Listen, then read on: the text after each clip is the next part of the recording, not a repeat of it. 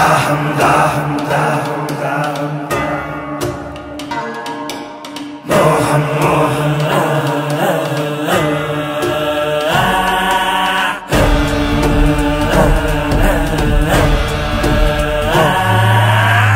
దాహం దాహం అధికార దాహం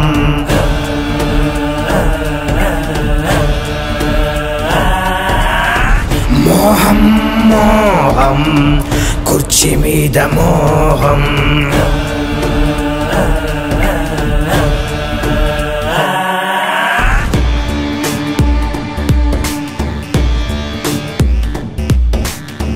మరిచింది రక్త సంబంధం ఆరింది పులివెందుల దీపం పెరిగింది కోదం ఇది జగన్నాథ వ్యూహం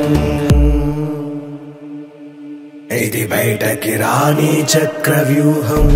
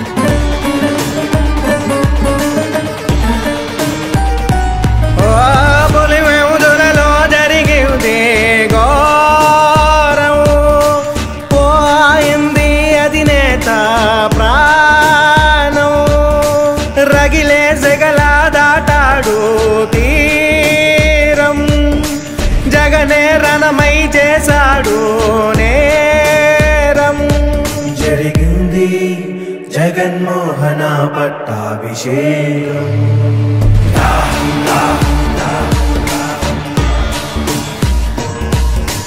మోహం మోహం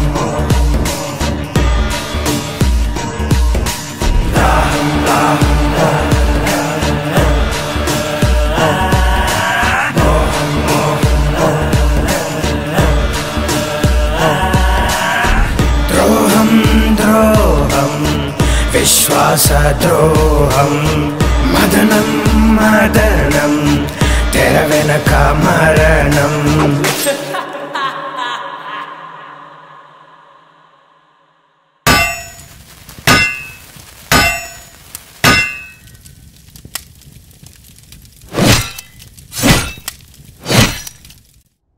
అనాదిగా వస్తున్న ఆచారం మనిషికి మనిషికి మధ్య ఉన్న సంబంధం ఆదిమానవుడి కాలంలో ఆకలి కోసం కడుపు నిండాక స్థలం కోసం బతకడం తెలిసాక ఎదగడం కోసం పేర్లు మారుతున్నా వాటిని పొందడానికి జరుగుతున్న సాంప్రదాయం పేరు మాత్రం యుద్ధం. ఓసారి రాయలసీమ ప్రాంతంలో జనం దైవ సమానంగా కొలిచే ఓ రాజు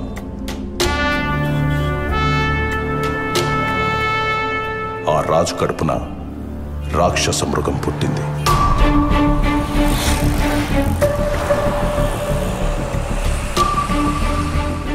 అది అధికారకాంక్షతో రగిలిపోతూ మంచి చెడు మర్చిపోయి తన మన భేదం లేకుండా మారణ హోమాన్ని తలపించే భీకర యుద్ధాన్ని సృష్టించి ఎదగడం ప్రారంభించింది.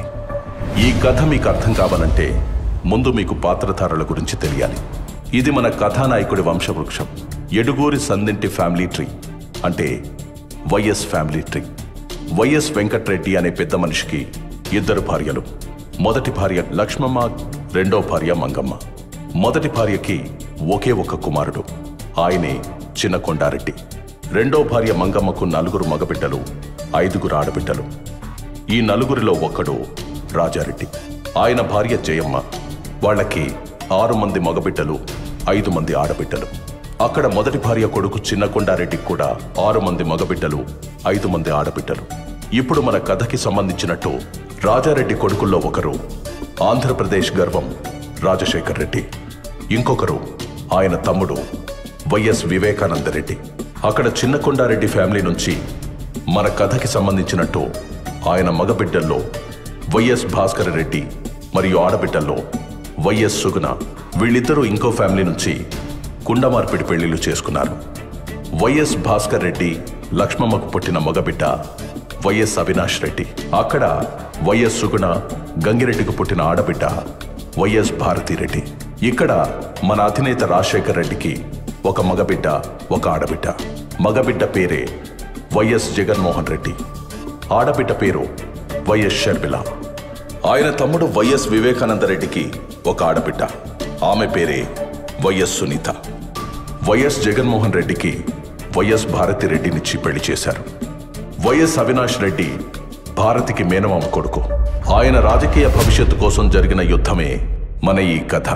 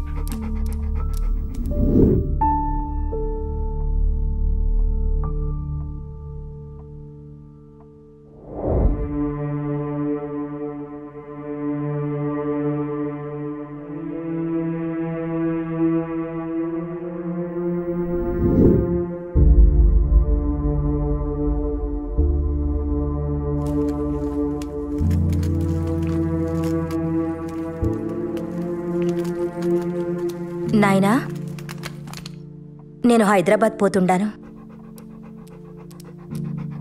ఇంకో 2 దినాలు ఉండిపోవచ్చుగా తల్లి. నాకు కూడా ఉండాలనే ఉండాది నాయనా, కానీ హాస్పిటల్ నుండి కాల్స్ వస్తుండాయి. పిల్లలు కూడా నా కోసం ఎదురు చూస్తుండారు. సరే తల్లి, హాస్పిటల్ అంటుండా, దాని మీద ఎంతో మంది ప్రాణాలు ఆధారపడి ఉన్నాయి. ఎవరి ఆలస్యం వల్ల వాళ్ళకు అన్యాయం జరగకూడదు. పోయిరా తల్లి. ఎక్కువ ఆలోచించి మీ ఆరోగ్యం పాడు చేసుకోకండి. టైంకి మందులు తినండి నాయనా. సరే అయితే పోయొస్తాను నాయనా. ఆశీర్వదించండి. మంచిది, క్షేమంగా పోయిరా తల్లి.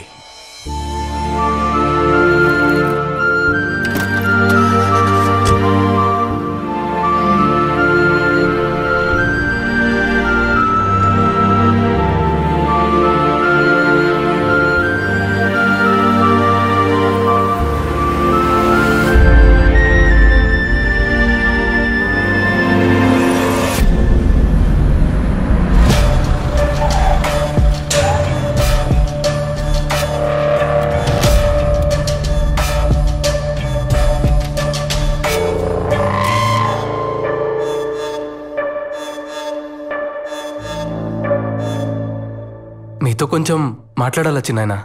రాజకీయమా లేక కుటుంబ విషయమా? రాజకీయమే. అమ్మా ఆడబిడ్డలు లోపలికి పోయి నాకు మాట్లాడుకుందామా? నన్నే వెళ్ళమని నేరుగా చెప్పొచ్చు కదా. నా గురించి వాళ్ళనెందుకు పంపించడం? నాది కూడా ఈ కుటుంబమే. నేను మీలో ఒకటేనని ఏనాడు అనుకోలేదు కదా. ఎప్పుడు వేరుగానే చూస్తారు, వేరుగానే మాట్లాడతారు. అంతా నా కర్మ.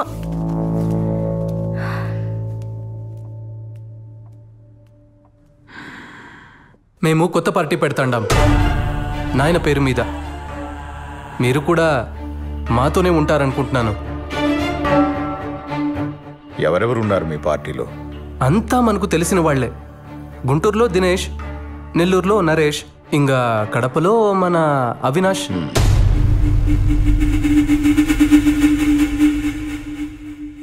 పులివెందుల రాజకీయం రాజారెడ్డి కుటుంబానికి మాత్రమే. ఈడ ఇంకెవడూ అడుగు పెట్టడానికి వీల్లేదు. ఈడున్న మందికి మంచి చేయాలని మేం పడ్డ కష్టం, చేసిన త్యాగం, కన్న కలలు మీకేమీ తెలీదు. తొందరపాటు నిర్ణయాలు తీసుకోకు. ఈ నియోజకవర్గం మన కుటుంబ కిరీటం, మర్చిపోకు. దీని గురించి మనం మళ్ళా అయినా మాట్లాడుకోవచ్చు లేచి నాయన. ఇంకో విషయం, మీ దగ్గరున్న మా నాయన భూమి నాకు ఇస్తే. మీ నాయన భూమా? ఇద్దరం కలిసి అంతా సంపాదించుకున్నాం.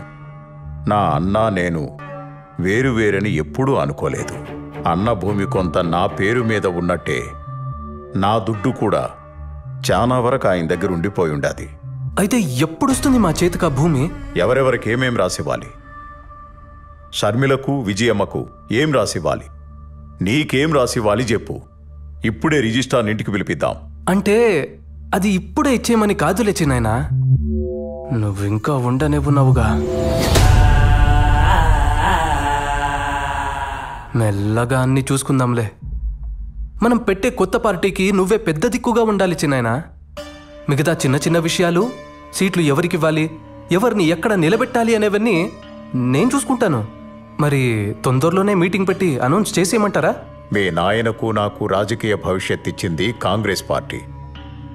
ఆ పార్టీని వదిలి నేనెక్కడికి రాలేను. ఆవిడకి ఎదిరిళ్లే ముందు ఒక్కసారి ఆలోచించుకో. ఎందుకంటే నువ్వు ఎక్కడెక్కడ ఏమేం చేశావో మీ నాయన కన్నా ఆవిడికే బాగా తెలుసు. నీ గతంలో ఉండే ఒక్క పేజీని బయటికి లాగిందంటే నువ్వు కూర్చొని కలగంటున్నది మొత్తం తలకిందులైపోతుంది. మీరు చెప్పిన వాటికల్లా భయపడుతూ ఉంటే ఉండే చోటు నుండి ఒక్క అడుగు కూడా బయటకేయలేం. అన్నిటికీ తెగించే పార్టీ పెడతాండా. అండగా ఉండాలనుకుంటే రండి, లేదంటే వెళ్ళొస్తానండి.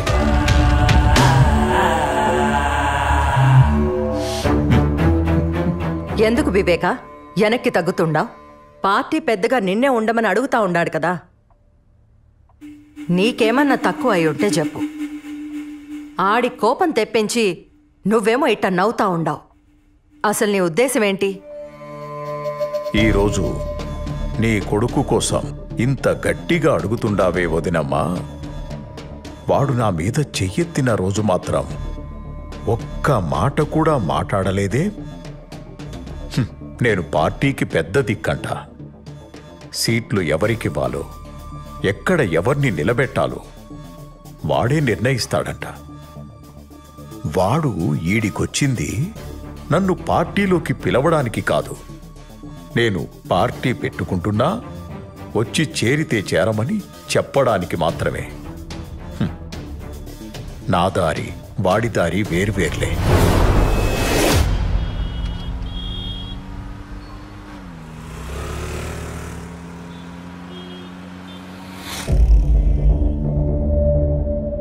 ఆయన నన్నలా లోపలికి పొమ్మంటుంటే నువ్వేం అనలేదే. మీరంతా ఒకటే కదా, నేనే పరాయిదాన్ని. మా వాళ్ల గురించి అన్నేసి మాటలు అంటుంటే కిక్కురు మనకుండా పక్కనే కూర్చున్నావు. అయినా నువ్వేమంటావులే, ఆయన కూడా మీ కుటుంబమే, మీ రక్తమే కదా. నేనే బయటదాన్ని. ఇవన్నీ పోనీ ఆస్తి రాసిస్తానంటే వద్దంటావేంటి? భారతి, అది నా ఆస్తి. నాకు తెలీదా ఎప్పుడు తీసుకోవాలో, ఎలా తీసుకోవాలో? ఆస్తిస్తాడంట అందరికీ కలిపి. అలా అయితే అమ్మ షర్మిలకు వాటాలు పోగా నాకు మిగిలేదేంది? అదిగాక నేను ఆస్తి గురించి అడుగుతా ఉంటే ఆయన నాన్న దగ్గర పెట్టిన దుడ్డు గురించి చెప్తున్నాడు. ఇట్టే ఇంకా ముందుకు పోతే మొదటికే మోసం వస్తాదని మధ్యలోనే ఆపేసిన్నాను. ఈ ఎలక్షన్లు అయిపోని అందరికీ లెక్కలు సక్కంగా చేస్తా. ఎవరిని ఎక్కడ పెట్టాలో అక్కడే పెడతా. బావా, నీ తెలివిని కనిపెట్టడం చాలా కష్టం.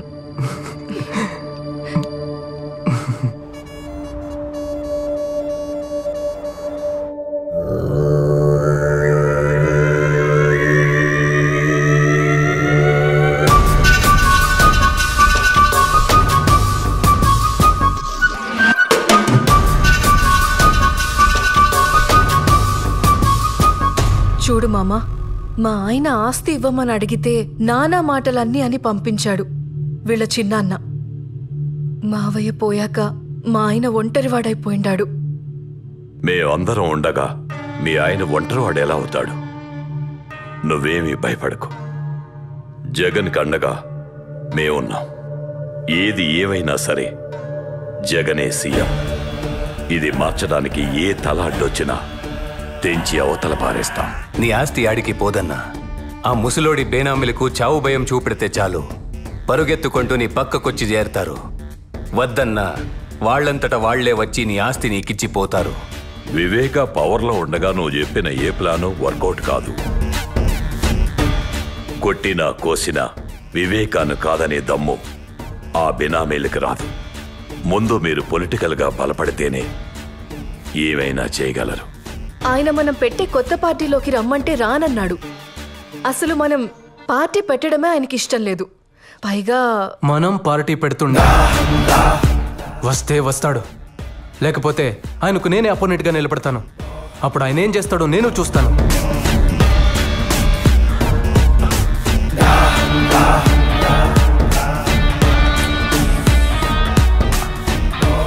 నువ్వు వివేకకి పోటీగా వెళ్తే అతనికి కోపం వస్తుంది.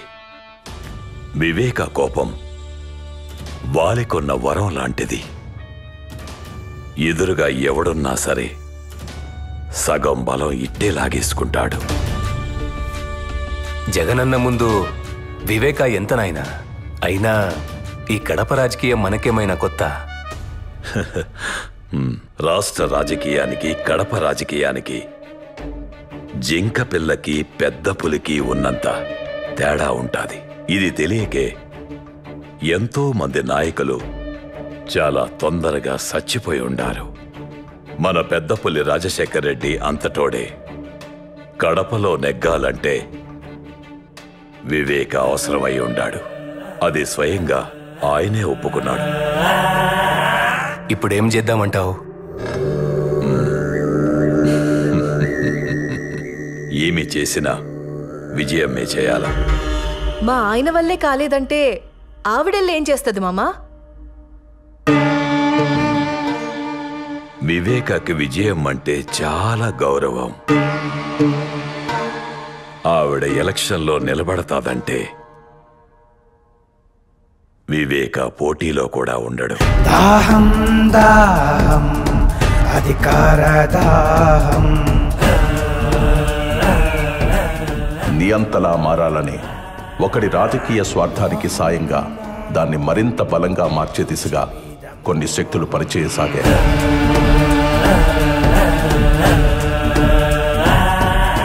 అదే అదునుగా తన అధికార దాహానికి అయిన వాళ్లనే కాకుండా అవకాశం ఉన్న ప్రతి ఒక్కరిని వాడుకోవడం మొదలుపెట్టాడు.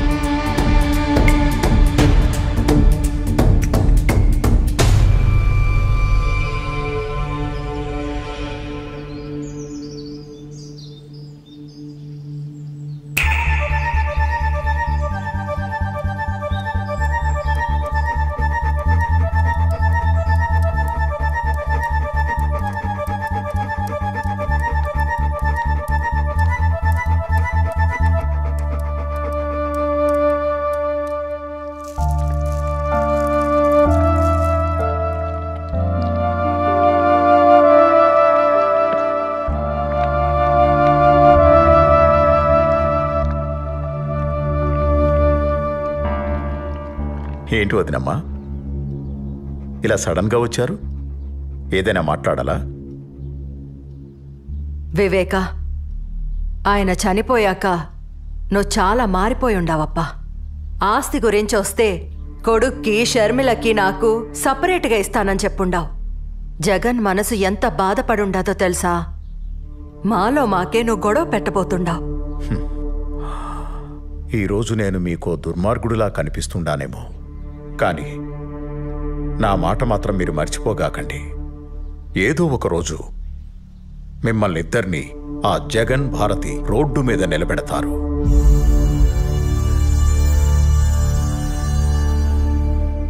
అప్పుడు తెలుస్తుంది మీకు ఈ వివేక మాట విలువ. అలాంటి పరిస్థితి మాకెందుకు వస్తుంది చిన్నాయనా? లేనిపోని భయాలు ఎందుకు పెడుతున్నారు మాకు? పార్టీలోకి రా చిన్నాయనా. నువ్వు గాని పార్టీలోకి రాకుంటే మేమే నీకు ఎదురు నిలబడాల్సి వస్తుంది. అంటే నాకు పోటీగా నిలబడతారా మీరు? ఇది చెప్పిరమ్మని పంపినాడా జగన్ మిమ్మల్ని? నన్ను మీ అన్నలాగే చూసుకుంటానని చెప్పుండావు. అందులో ఏమాత్రం నిజం ఉన్నా నా కొడుకుని గెలిపిస్తానని నాకు మాట ఇవ్వు వివేక. అయ్యా, మేడం ఫోన్ చేశారు.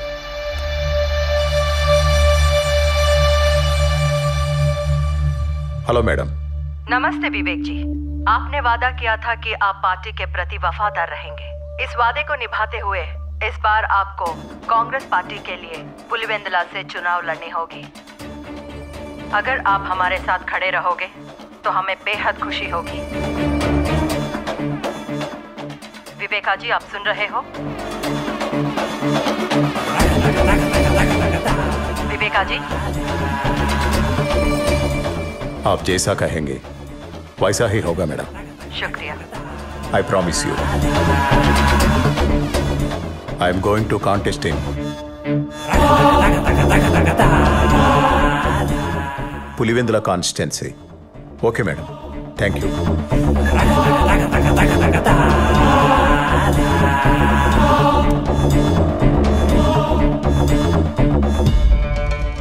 వదినమ్మా, కాంగ్రెస్కి ఇచ్చిన మాట వెనక్కి తీసుకోలేను. అలాగని చనిపోయిన మా అన్న కుటుంబానికి అన్యాయం చేయలేను. నా ఇంటి గడప తొక్కి కన్నీటితో అడిగిన మీ మాటను కాదనలేను.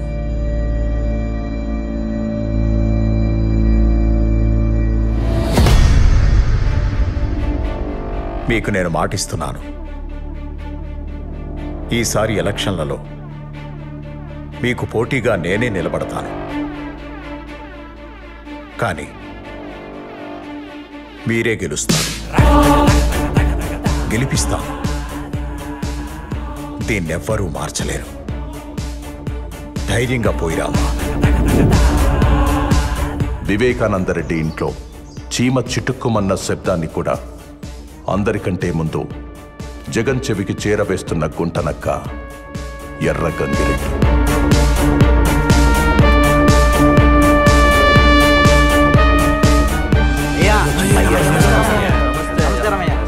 అయ్యా, మీరట కాలు మీద కాలేసుకొని కూర్చోండి. ఈసారి కూడా గెలుపు మనదే. అయ్యా, ఈసారి ఒక్క ఓటు కూడా అటు ఇటు పోదు, గెలుపు మనదే.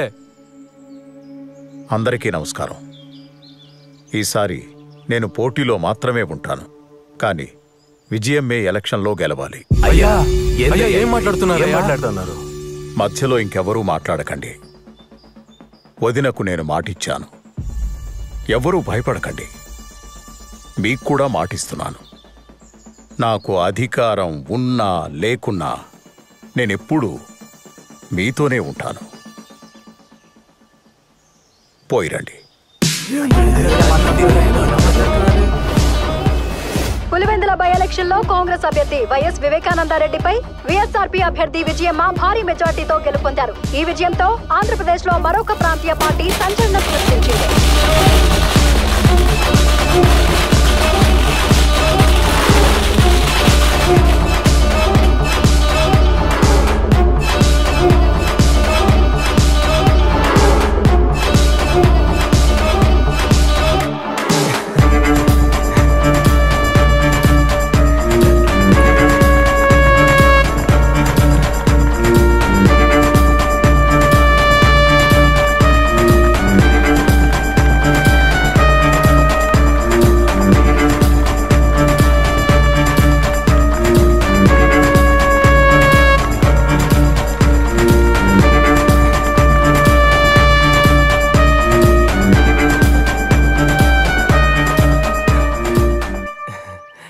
మనం గెలిచిండా నాయన, చాలా సంతోషంగా ఉండదు. ఈ టైంలో మీ నాయన ఉంటే ఎంత బాగుండునో గదా. మీ నాయన పొగోడికి మాటిచ్చినా పొరపాటును కూడా మర్చిపోయి ఉండేవాడు కాదు. వివేక కూడా అచ్చం ఆయనలానే ఉండాడు. ఇచ్చిన మాట నిలబెట్టుకుండాడు.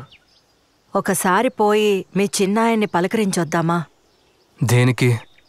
ఏం అవసరం లేదు. నువ్వు గెలిచింది ఆయన మాట మీద కాదు, మా కష్టం మీద. నాకు పనుండది, పులివెందుల దాకా పోయేస్తా.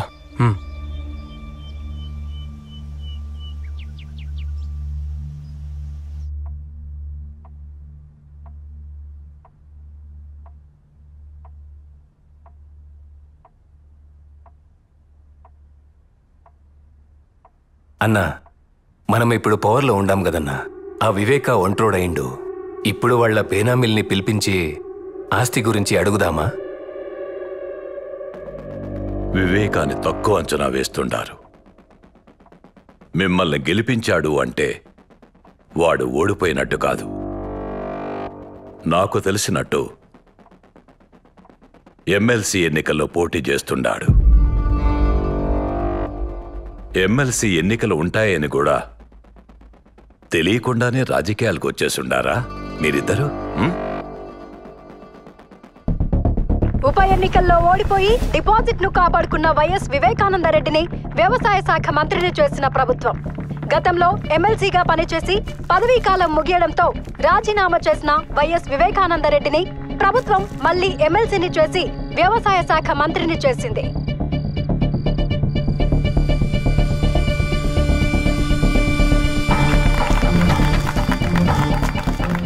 చెప్పండి కృష్ణమోహన్ రెడ్డి గారు.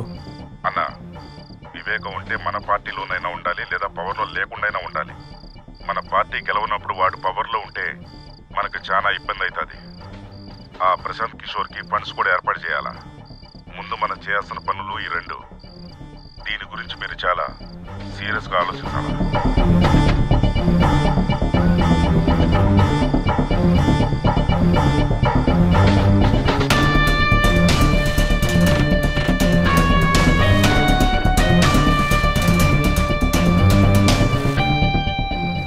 2014 ఎలక్షన్ తర్వాత ఆంధ్రప్రదేశ్ రాష్ట్రంలో కాంగ్రెస్ కనపడకుండా పోయింది. అప్పుడు మనోడు మళ్లీ ఆట మొదలుపెట్టాడు.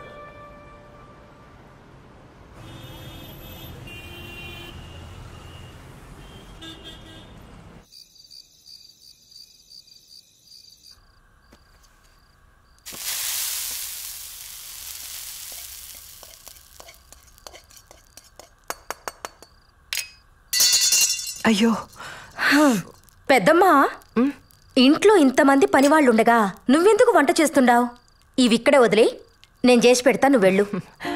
దీంట్లో ఏముండదులే బిడ్డ, నాకు కూడా అప్పుడప్పుడు వంట చేయాలనిపిస్తూ ఉంటుంది. కానీ ఇంట్లో వంట చేయడానికి నాకు నో పర్మిషన్. వాళ్ళు చేసి పెట్టిందే తినాలి తప్ప నన్నెవ్వరు ఏం చేయనివ్వరు. ఇలా ఎప్పుడో ఒకసారే అవకాశం వస్తుంది. అలా వచ్చినప్పుడు మాత్రం అస్సలు వదులుకోకూడదు కదా. అవును, ఎట్టా ఉంటది మీ సోషల్ సర్వీస్? ఇప్పుడు కూడా అంతేనా? నాకు పేషెంట్ దొరక్కపోయినా పర్లేదు, కానీ ఎవరి ఆరోగ్యం పాడవకూడదని పరిగెడతానే ఉండవా? అంతే కదా, నా చేతిలో ఎంత చేయొచ్చో, నా వల్ల ఎంత అవుతుందో అంత చేస్తానంతే. నీకింకా చెయ్యాలనుంటే పవర్లో కూర్చుని చేయొచ్చు కదా. రాజకీయం ద్వారా అయితే రీచ్ ఎక్కువ ఉంటది. దానికి నాన్న ఉన్నారు కదా, నాకెందుకు అవన్నీ? మీ నాయనకి నువ్వన్నా చెప్పమ్మా. ఆయనతో జనాలకి ఎంత అవసరమో ఆయనకి రాజకీయం కూడా అంతే అవసరం.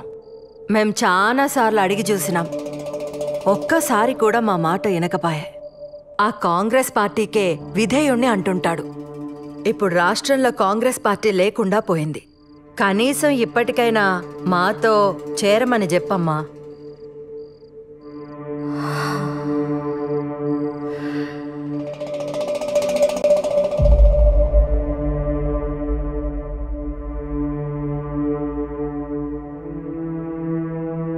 నాకు మరొక దారి లేదంటుండావా వదినా?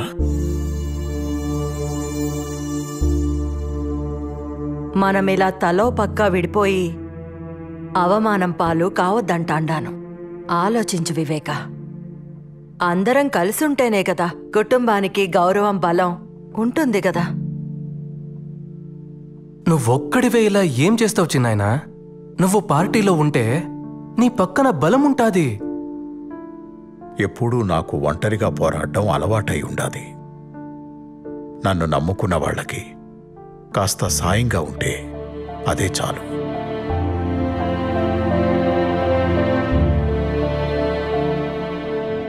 అమ్మా సునీత, నువ్వైనా చెప్పమ్మా మీ నాయనకి.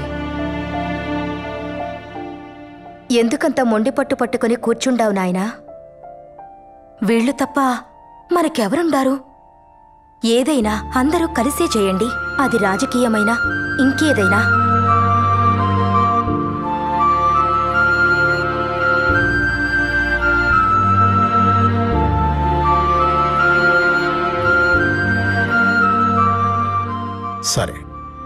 వినండి, మీరన్నట్టే కానియండి.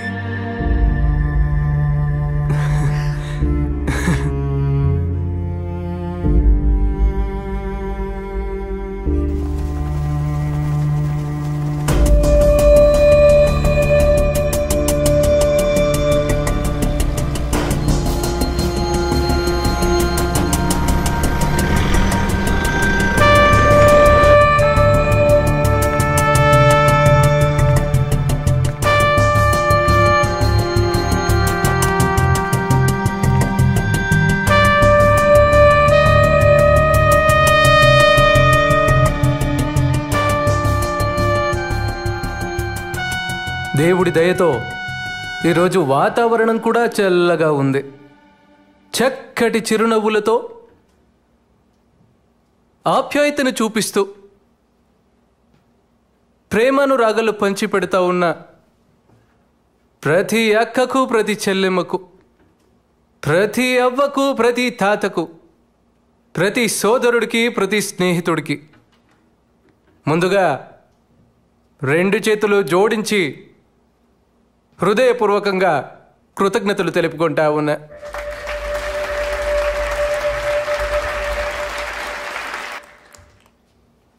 తెలుగు వారి గుండెల్లో, తెలుగు రైతుల గుండెల్లో ఎప్పటికీ నిలిచిపోయే ఒక మహా వ్యక్తి, ఓ మంచి మనిషి వైఎస్ఆర్ గారు, నాన్నగారు. దానితో పాటు నాన్నగారు లేని లోటుని మా చిన్నాయన వివేకానందరెడ్డి గారు తీర్చుతున్నారు.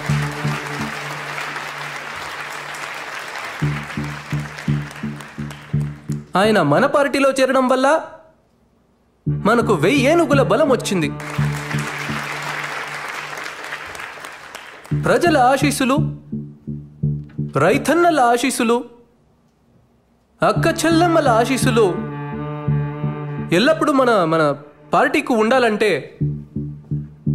చిన్నాయన వివేకానందరెడ్డి గారి ఆశీర్వాదం మనకు చాలా అవసరం.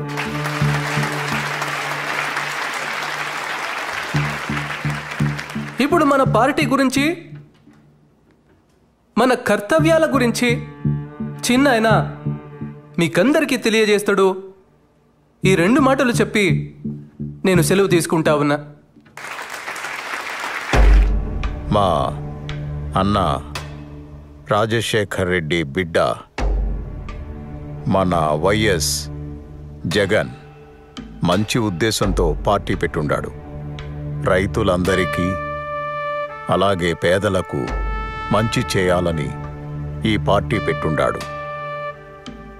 ఈ పార్టీకి మా సపోర్టే కాదు, మీ అందరి సపోర్టు కావాలి. మీ అందరూ మీ జగనన్నని గెలిపించండి. నమస్కారం.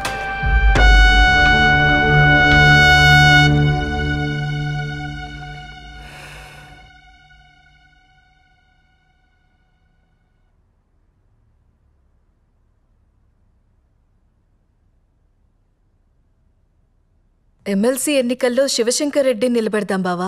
ఆయన మనకి ఎంతో సహాయం చేశారు కదా. బాబాయ్ నిలబెడుతున్నాడు కదా. ఆయన కోసం మనకు సాయం చేసిన వారిని మర్చిపోతామా? ఆయన మనకు విలువ ఇవ్వనప్పుడు వీళ్లే కదండి మన పక్కన నిలబడ్డారు. భారతి నీకు అసలు... సరే వదిలే భారతి. ఇప్పుడు అన్న ఎలా చెప్పితే అలా చేద్దామంతే. ఏదో సీటుకి ఆశపడి మిమ్మల్ని అడిగాం. దీనివల్ల అన్నకు బాధ అయితే మనకి సీట్ వద్దు. బాబాయిని ఇప్పుడు వద్దంటే అపోజిషన్కి వెళ్ళిపోతాడు. తర్వాత మన పక్కలో బల్లెమై కూర్చుంటాడు. ఇప్పుడే మన పరిస్థితి ఇలా ఉంటే ఇంకా ఆయన పవర్లో ఉంటే మన పరిస్థితి ఏందో ఆలోచించినారా? అయితే ఇప్పుడు ఏం చేద్దామంటావు? ఇంతకు ముందు వివేక వేసిన ప్లాన్ ఈసారి మనం వేద్దాం. ఆయన్ని ఎమ్మెల్సీగా నిలబెడదాం. కానీ గెలవడు. పవర్లో లేని వివేక కాన్ఫిడెన్స్ తగ్గిపోయి కామ్గా ఉంటాడు. తరువాత ఎలక్షన్స్లో మనం చేయాల్సింది చేద్దాం.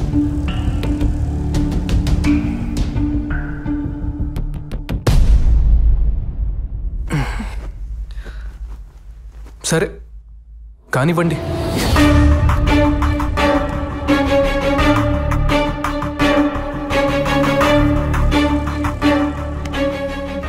ఇలా ఈ ముగ్గురు కలిసి ఎమ్మెల్సీ ఎన్నికల్లో వివేకాన్ని ఓడించడానికి ఉన్న అన్ని ప్రయత్నాలు చేస్తూ సకల విధాలా కష్టపడి సమిష్టి కృషి చేశారు. చివరికి ఎమ్మెల్సీ ఎన్నికల్లో వైఎస్ వివేకానందరెడ్డి ఘోర పరాజయం పాలయ్యారు. జాతీయ రాజకీయాల్లో ఎంపీగా, రాష్ట్ర రాజకీయాల్లో మంత్రిగా పనిచేసిన ఓ రాజకీయ నిపుణుడు ఎమ్మెల్సీ ఎన్నికల్లో ఘోర పరాజయం పాలయ్యారు. తన వాళ్ల చేతుల్లోనే మోసపోయిన వైఎస్ వివేకానందరెడ్డి ఈ ఓటమితో ఆయన రాజకీయ జీవితానికి తెరపడుతుందా?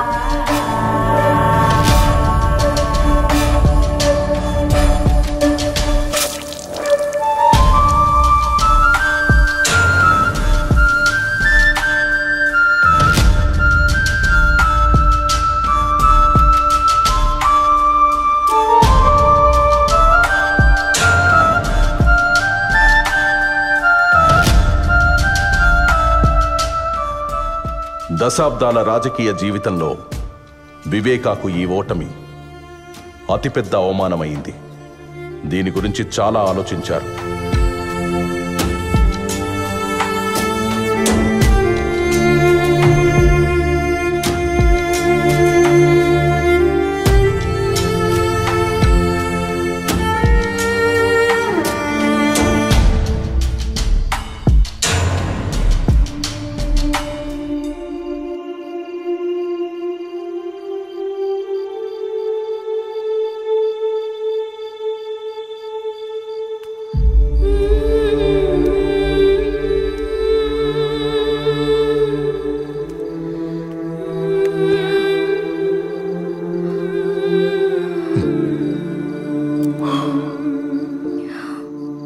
బాగుండావా నా బంగారు తల్లి? నిన్ను చూడాలని అనుకుంటుండా, ఈలోగా నువ్వే వచ్చేసినావు. ఈ నాయన మనసు నీకెట్టా తెలిసిపోతుండాది బంగారు తల్లి? నేను చెప్పడం వల్లేగా నువ్వు ఓడిపోయినావు. మన వాళ్లతో కలిసి ఉండమన్నానే కాని ఓడిపోమని కాదు నాయనా. ఎందుకో ఈ ఓటమిని చూడలేకపోతుండాను. అయ్యో పిచ్చి నా తల్లి, రాజకీయాల్లో ఓడిపోవడం గెలవడం సహజమే. ఇప్పుడు ఓడిపోయాను, ఇంకోసారి మళ్ళీ గెలుస్తాను. జనాల్లోకి పోయి తిరుగుతాను, ఎక్కడ తప్పు జరిగిందో తెలుసుకుంటాను. నీకోసం వచ్చే ఎన్నికల్లో తప్పకుండా గెలుస్తాను.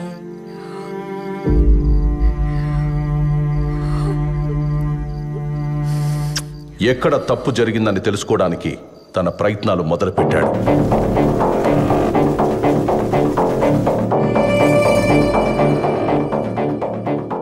తన ఇన్నేళ్ల రాజకీయ అనుభవంతో వివేక తన ఓటమికి కారణాలు కనుక్కున్నాడు.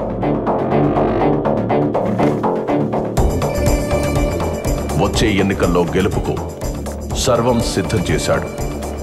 తన మానసిక స్థితిని సరిచేసుకోవడంతో పాటు పార్టీ పెత్తనాన్ని కూడా తన చేతుల్లోకి తీసుకున్నాడు. పులివెందుల రాజకీయంపై తమ ఆధిపత్య పరంపర కొనసాగనివ్వడం కోసం యువ నాయకుడిలా యాక్టివ్గా ఉంటూ అన్ని విధాలుగా ఎఫర్ట్ పెడుతూ రగిలే ఓ బడబాగ్నిలా దూసుకొస్తున్న వివేక తన ఇంటి నుండి కారు మబ్బు కమ్ముకొస్తుందనే విషయాన్ని తెలుసుకోలేకపోయాడు.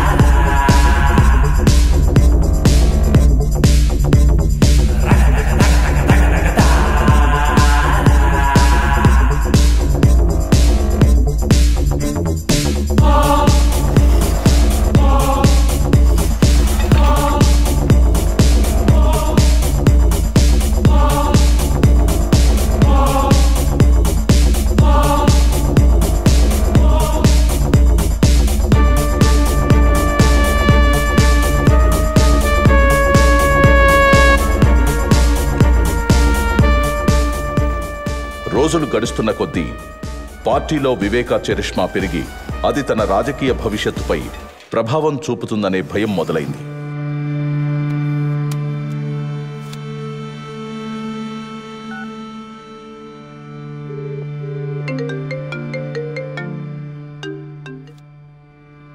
చెప్పు అవినాష్. నువ్వే ఏదో ఒకటి చేయాలి భారతి.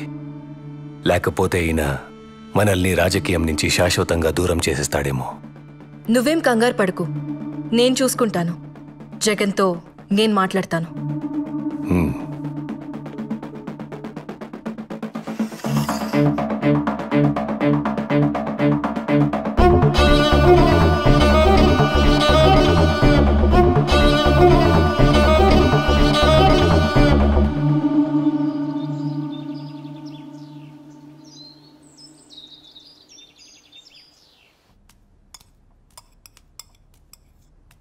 మీతో కొంచెం మాట్లాడాలి చిన్నమామ.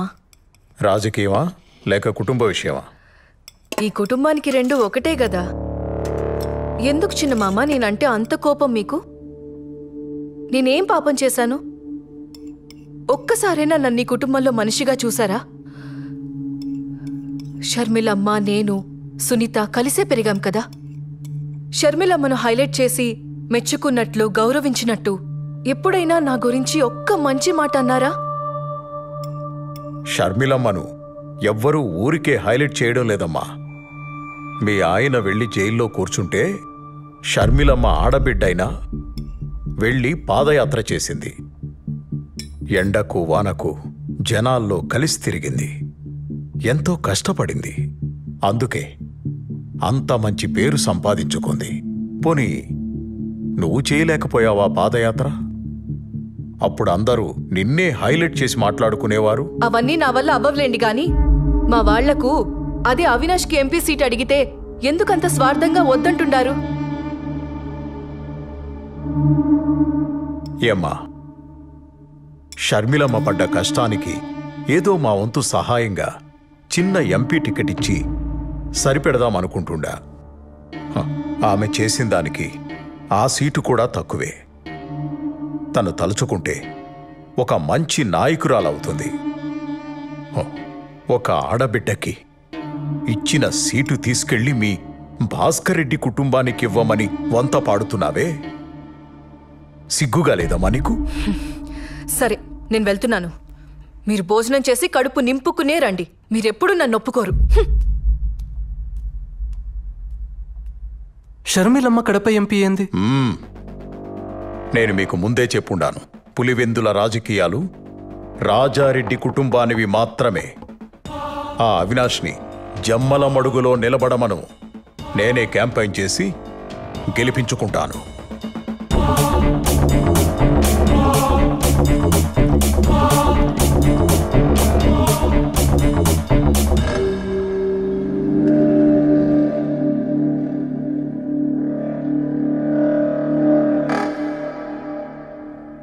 ఏమంటున్నాడు?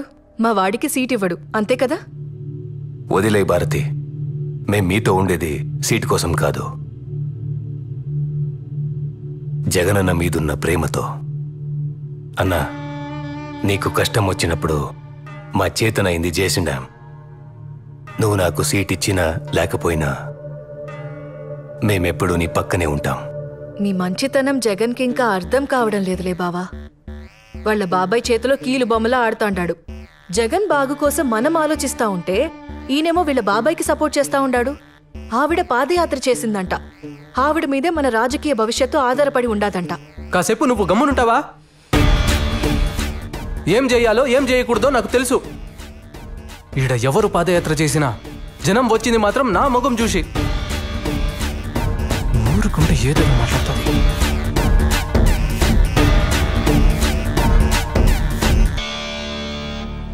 ఎలా ఉన్నారు చిన్నాయన? సడన్ గా పిలిచినారు? షర్మిలమ్మ, కడప ఎంపీగా నువ్వే నిలబడుతుంటావు. చిన్నాయన, అన్న చెప్పారు కదా ఆ సీటుని అవినాష్కి ఇస్తున్నారని. మరి నీ సంగతి ఏంటి తల్లి? నాదేముంది, మనది పార్టీ, మనది జెండా. అయినా అన్న ఇప్పుడు నాకేం తక్కువ చేస్తుండాడు? అది కాదు తల్లి, పార్టీ మనదనుకోవడం వేరు, పార్టీ పవర్లో మనం ఉండడం వేరు తల్లి. నాకేం తెలుసు చిన్నాయన ఈ రాజకీయాలన్నీ. నీకేమీ తెలియకుండానే పాదయాత్ర చేసినావా? జైల్లో ఉన్న మీ అన్నని జనాలు నమ్మేటట్టు చేసినావా? వాడి మీద పడ్డ మచ్చని చెడ్డ పేరుని పోయేలా చేసినావా? అసలు పార్టీకి ఇన్ని సీట్లు రావడానికి, ఇంత నమ్మకం ఉండడానికి అది నీ పాదయాత్ర ఫలితం తల్లి. నా అన్న రాజశేఖర్ రెడ్డి బిడ్డగా జనం వాడిని చూడడం. పాదయాత్ర ఎవరు చేసినా జనం వచ్చింది మాత్రం వాడి మొహం చూసనుకుంటున్నాడు. ఎప్పటికైనా వాడికి సరిపోటి నువ్వే తల్లి. నీకు రాజకీయం తెలియకే, అది నీ రక్తంలోనే ఉండాది. మనం అనుకుని నిలబడతాననుకుంటే అన్న బాధపడతాడు చిన్నాయన. అన్న నుంచి ఈ మాట వస్తే ఖచ్చితంగా నిలబడతాను. షర్మిలమ్మ, నేను బతికుండగా నీకో దారి చూపాలనుకుంటున్నాను. మీ నాయనకు కూడా తెలుసు జగన్ ఎలాంటివాడో. అందుకే వాణ్ణి ఎక్కడ ఉంచాలో అక్కడే ఉంచాడు. అది నీకు తెలిసేపాటికి నేను ఉంటానో లేదో తెలీదు. అన్నీ నీకు అర్థం కావలసిన టైంకి అర్థమవుతాయి. ఇప్పుడు నా మాటకు నువ్వెదురు చెప్పకుండా కడపకు ఎంపీగా నామినేషన్ వేయడానికి నువ్వు సిద్ధంగా ఉండు తల్లి.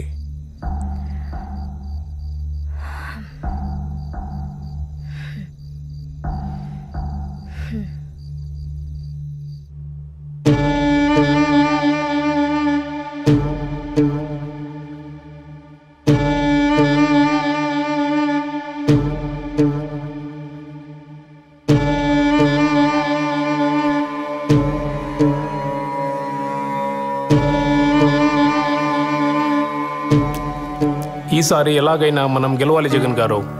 ఏదో ఒకటి చేయండి. మన కోడికత్తి ప్లాన్ కూడా వర్కౌట్ అవ్వలేదు. ఈసారి ఏదైనా చేస్తే కొంచెం ఎమోషన్గా ట్రై చేయాలి. ఏం చేద్దాం మరి? మీరే చెప్పండి. దాన్ని మీరు మాట్లాడుకోండి. మిగతాది గ్రౌండ్ రిపోర్ట్ వచ్చినాక మనం మళ్ళీ కలుద్దాం. Some emotional things has to happen. చూడండి, ఇది మాత్రము గట్టిగా గుర్తుపెట్టుకోండి. వస్తాను.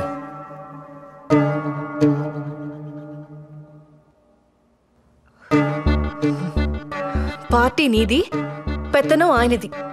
నీకింకెలా చెప్తే అర్థమవుతుందో కూడా నాకు తెలియడం లేదు. ఈ విషయంలో జగన్ ఏం చేయడు. మీరైనా ఏదో ఒకటి చేయొచ్చు కదా అవినాష్ బావా.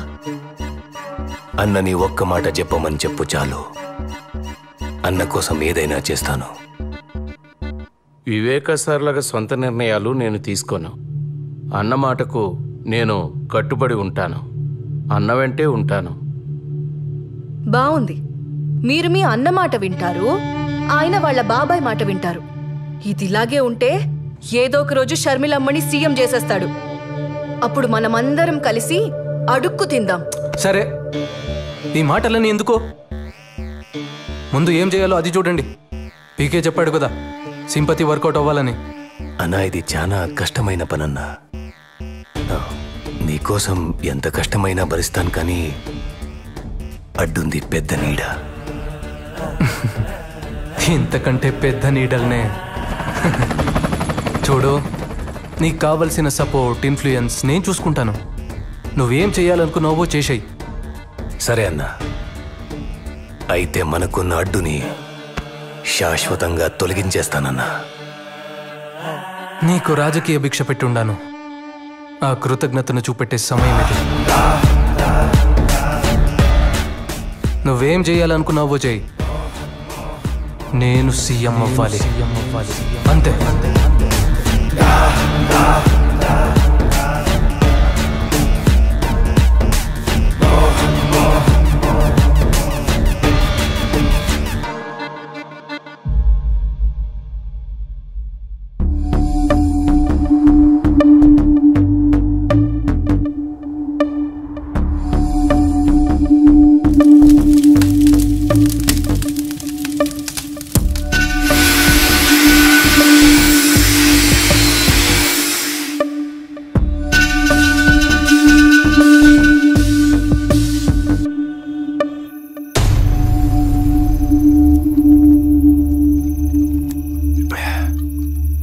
దస్తగిరి అంతా రెడీ కదా? ఎంత తాగుతా ఉన్నా భయం పోవడం లేదన్నా. నిండా మునిగినాక సలేందిరా, ఇంత దూరం వచ్చినాక తిరిగి వెనక్కి తగ్గుతావా ఏంది? అన్నా, అస్సలు మొత్తం ప్లానింగ్ లో నా పేరుని నీ కాడికి తెచ్చినోడు ఎవడన్నా?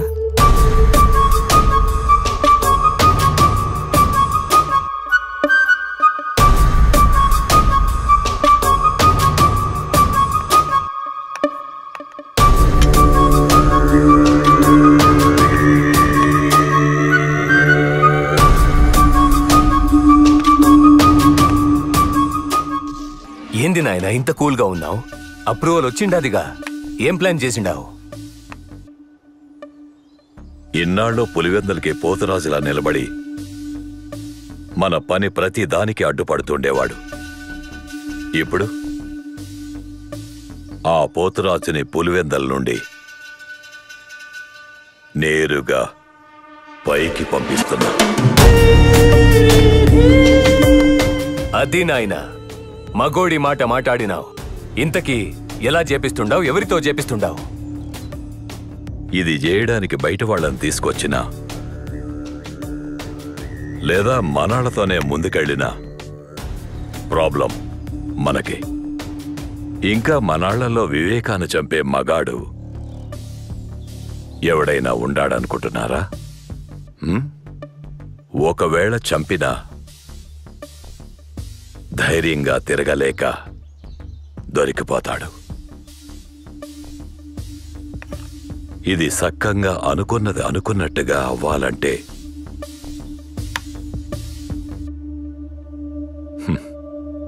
కొందరు వల్లే అయితాది.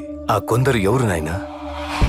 ఒకటి, ఆయన గురించి అంతా తెలిసే ఉండాలా, ఆయన పక్కనే ఉండాలా, ఆయన మీద పగ పీకల దాకా ఉండాలా.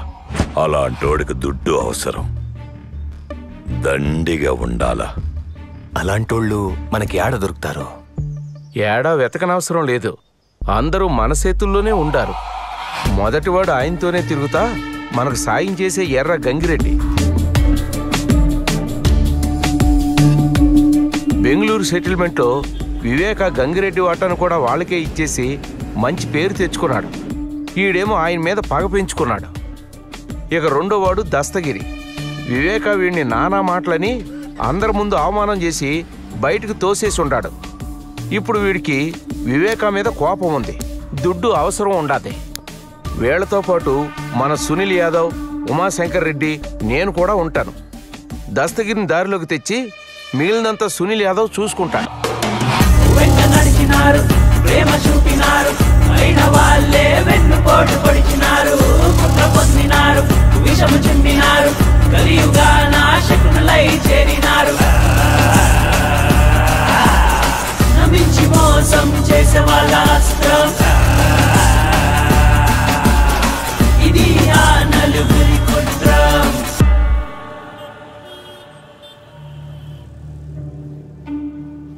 ఈ నాయాళ్ళలో పట్టాలు నన్ను వదిలేటట్లేరుగా, వీళ్ళందరికీ పిచ్చి పట్టు ఉండదో ఏమో.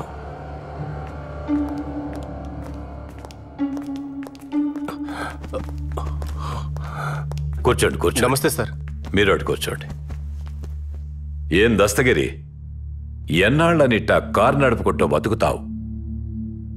లైఫ్లో ఎదిగే ఆలోచనలు ఏమైనా ఉండాయా? నాకేం వచ్చన్నా డ్రైవింగ్ తప్ప. నీ లైఫ్ సెట్ అయిపోయే పని చెప్తా, చేస్తావా? ఈ పనికి నువ్వేం భయపడాల్సిన అవసరం లేదు. మేమందరం నీ అనుకుంటాం, నీ మీద ఈగ కూడా వాలకుండా చూసుకుంటాం. వివేక తల మీద 45 crores ఉండాది. నీ వాటా 5 crores వస్తుంది. ఎక్కువగా ఆలోచించుకో. మాకు ఈ పని చేసి పెట్టినావంటే చాలు, నీ దశ తిరిగిపోతుందిరా.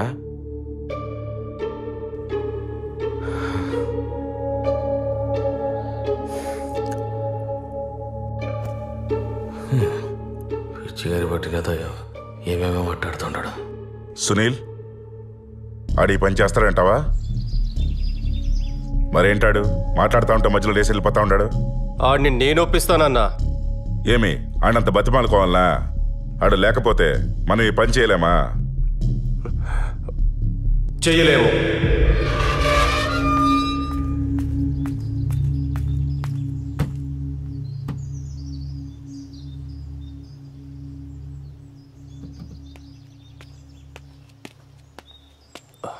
ఏం దస్తగిరి మాట్లాడుతుంటే అలా మధ్యలో వదిలేసి వచ్చేసుండవు? లేకపోతే ఏందన్నా పొద్దున ఇంటికి తీసుకొచ్చుండవు. ఆ ఫ్యామిలీ పేరు చెప్తేనే ఉచ్చబోసుకుంటారు వీళ్ళు. వాళ్ళని చంపే సీన్ వీళ్ళకెక్కడదన్నా. పైగా 45 కోట్లంట. వీళ్ళకంత సీన్ లేదన్నా. ఇవన్నీ అయ్యే పని కాదు కానీ నీ పోతాండా నువ్వు. సరే అవుతుందో లేదో నువ్వే చూద్దు గాని రేపు పెళ్లిపేట దగ్గరికి రా.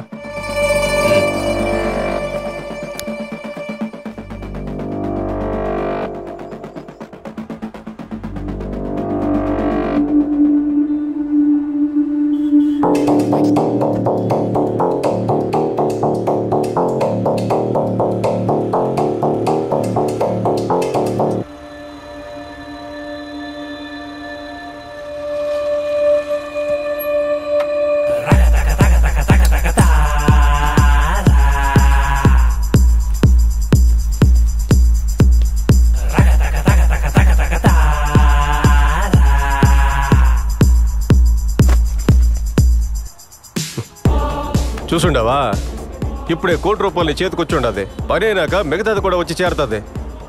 అందులో ఒక 25 లక్షలు నాకు ఇవ్వు, మెల్లగా నీకు తిరిగి ఇచ్చేస్తాను. సరేనా మీరు ఎట్లా చెప్తే అట్లా. అదృష్టం అంటే ఇదేరా. నిన్నటి దాకా నేను పోస్తే గానీ నువ్వు మందు తాగేటోడివి కాదు. ఈరోజు నాకే అప్పిచ్చే స్థాయికి వచ్చేసినావు. లైఫ్లో ఎదగాలంటే అప్పుడప్పుడు ఇట్లాంటి రిస్క్ తీసుకోవాలబ్బా. ఇప్పుడు చెప్పు, వాళ్ళకంత సీన్ ఉండదో లేదో? అన్నా ఈ పని నేను ధైర్యంగా చేయాలంటే ముందు నాకెందులో ఆ మెయిన్ హెడ్ ఉండాడో లేదో నాకు తెలియాలి. అది కూడా చూద్దుగానే రెడీగా ఉండవు. సరే పద.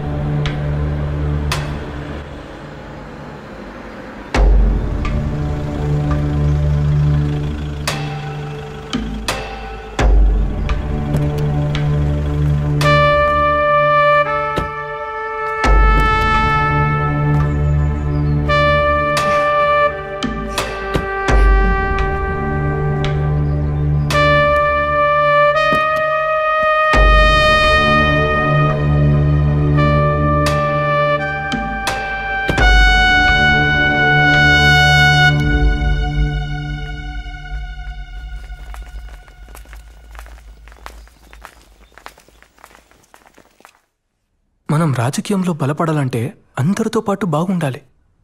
అవును, వాళ్ళని నువ్వే రమ్మన్నావా? అవినాష్ చెప్తాడు. అవినాష్ అన్నా, వాళ్ళు చిన్న మనుషులు కదా, ఇక్కడేం చేస్తున్నారు? ఈసారి కొంచెం గట్టిగానే ప్లాన్ చేశామన్నా.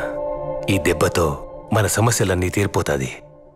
ఆ పీకే చెప్పినట్టు జనాల్లో సింపతి క్రియేట్ అవుతుంది. ఏం చేసినా సైలెంట్గా అయిపోవాలి. సరే అన్న, అసలు ప్లాన్ ఏంటంటే అవన్నీ నాకు అవసరం లేదు. మీరేం చేస్తారో చేయండి. పీకే చెప్పినట్టు సింపతి గట్టిగా వర్కౌట్ అవ్వాలి. జనాలకి మన మీద నమ్మకం రావాలి. దానికోసం మీరు ఎంతవరకైనా వెళ్ళండి. మీ వెనకాల నేనుంటాను. సరే, నేను చూసుకుంటానన్నా.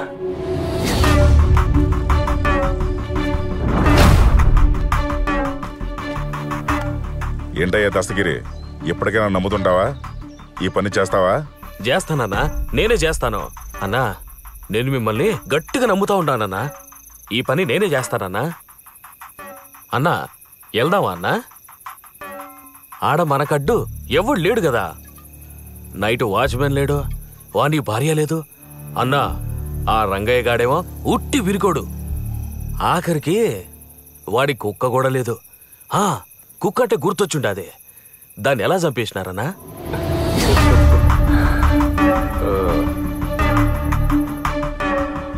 ఎప్పుడైతే మేము ఈ ప్లాన్ అనుకున్నామో అప్పటి నుంచి ఆయన ఇంటి చుట్టూ నిఘా పెట్టినాం. అప్పుడు మాకు అర్థమైంది ఏంటంటే ఆయన కోసం ప్యానం ఇచ్చే ఒక పవర్ఫుల్ కుక్క ఉందని.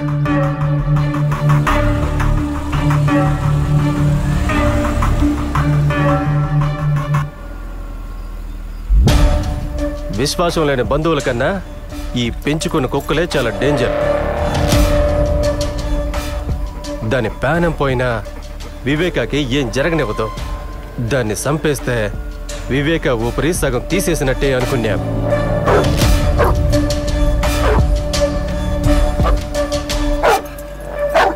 రాజు,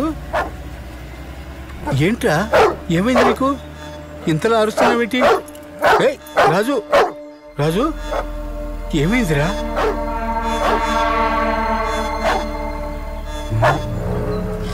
వెళ్ళింది ఇంటి చుట్టూ ఎన్నిసార్లు తిరుగుతూ అంటారు? వీళ్ళ వాకం చూస్తే ఏదో తేడాగా ఉండదు. చూడ్డానికి దొంగల్లా కనిపిస్తున్నారే. అరే రాజు, ఎక్కడికి పోతున్నావురా? రాజు ఆగు.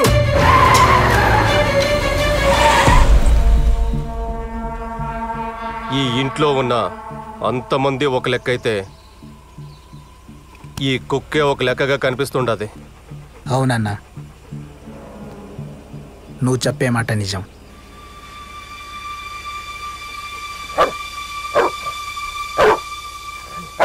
అన్నా, ఇదే కరెక్ట్ టైం అన్నా. బండి ఎక్కించాయి.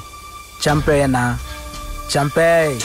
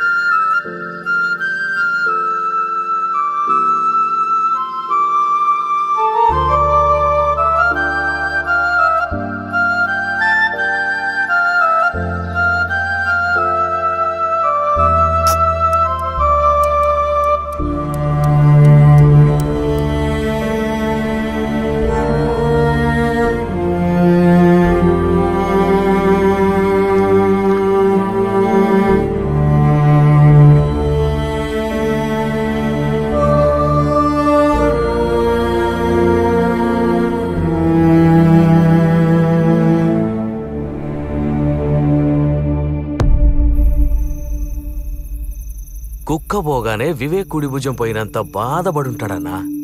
దానమ్మ అది బాంబుల కుక్క కాదన్నా. ఆ కుక్క ఒక్కటే 100 మంది పాలేగాళ్లతో సమానం అన్నా. దానికి చిన్న అలికిడి వినబడ్డదంటే చాలు అందరూ వచ్చిందాకా అరుస్తూనే ఉంటది. ఆ పెద్దాయన కన్నా డేంజర్ అన్నా అది. దాన్ని లేకుండా చేసి మంచి పని చేసినారు. పెద్దాయన సగం ప్రాణం ముందే తీసేసినారు. ఇప్పుడెళ్ళి ఈజీగా చంపేయచ్చు.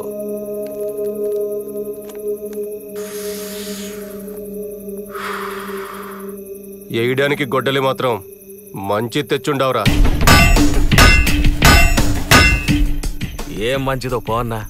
అది చేసేటప్పుడు శంకర్ రెడ్డి అన్న మాటలే గుర్తుకొస్తుంది.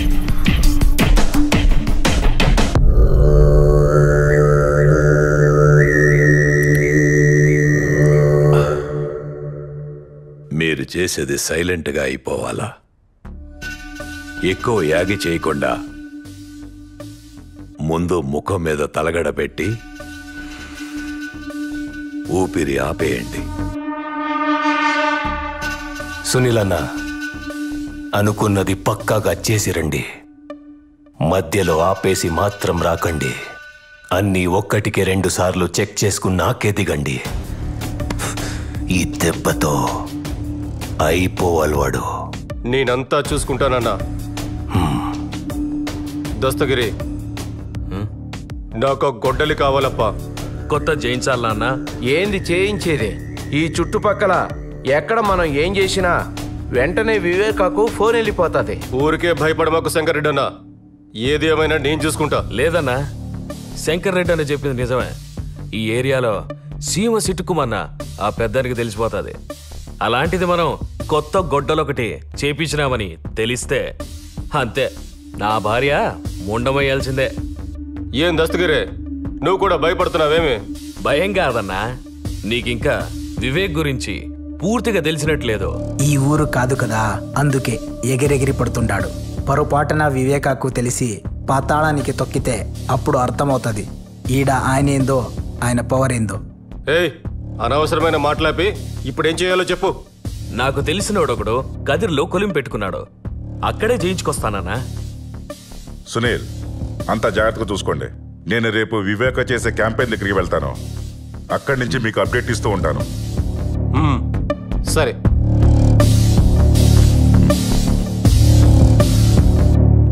Cheers.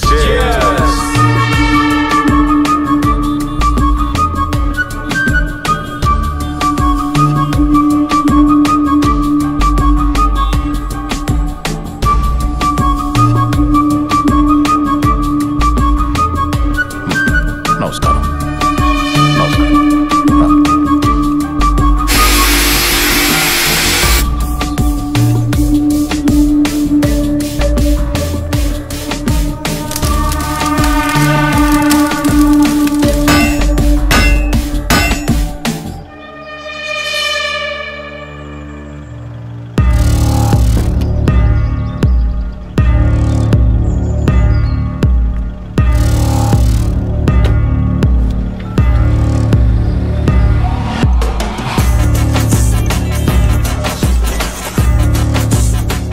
హలో సునీల్, వివేక ఇప్పుడే బయలుదేరినాడు క్యాంపెయిన్ నుంచి. ఓకే, ఇక్కడంతా నేను చూసుకుంటా.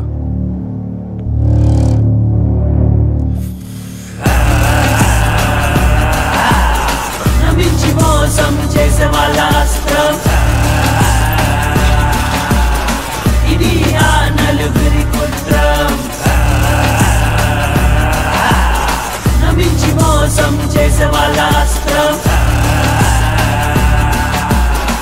ఇది ఆ నలుగురి కుట్రం. వెంట నడిచినారు, ప్రేమ చూపినారు, అయిన వాళ్ళే వెన్నుపోటు పొడిచినారు. కుట్ర పొందినారు, విషము చిమ్మినారు, కలియుగా నాశకునులై చేరినారు.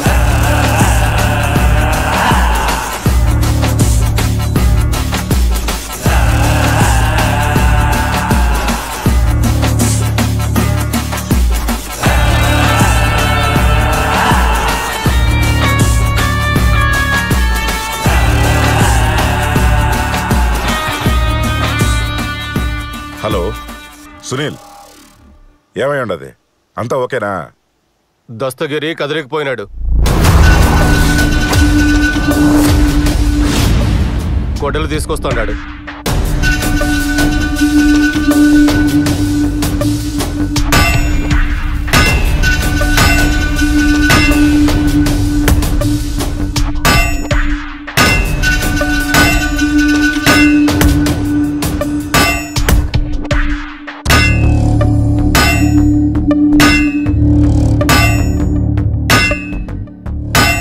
ఇప్పుడు ఎలాంటివేంది? అయినా నువ్వెందుకు పంపించినావా? ఇదంతా ముందుగానే చూసుకున్న బళ్ళా? నీకేమైనా బుద్ధుండదా? నువ్వేం కంగారు పడ మాకు, వాడు వస్తాడు.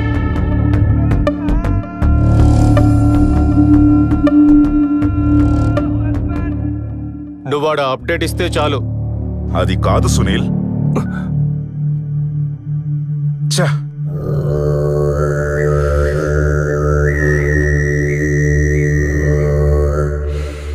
ఏమైంది అవినాష్? ఎంతవరకు వచ్చింది? నాయనా, మనోళ్ళు ఆల్రెడీ అక్కడే ఉన్నారు. మనం కాసేపు కామ్గా వెయిట్ చేస్తే వాళ్ళ పని వాళ్ళు చేసుకొని వస్తారు. మీరు రిలాక్స్గా ఉండండి. ఇంతకీ అన్న ఏమంటున్నాడు? నవీన్ ఫోన్కి అప్డేట్స్ ఇవ్వమన్నాడు. జాగ్రత్తగా మెదడు వాడండి. ఏం చేసినా ఊరికే ఒకదానికొకటి చేసుకొని నెత్తి మీదేసుకోబాకండి. నాయనా, ముందు నువ్వు రిలాక్స్గా ఉండు. మిగతాదంతా నేను చూసుకుంటాను. ఊరికి నువ్వు భయపడి నన్ను భయపెట్టు మాకు.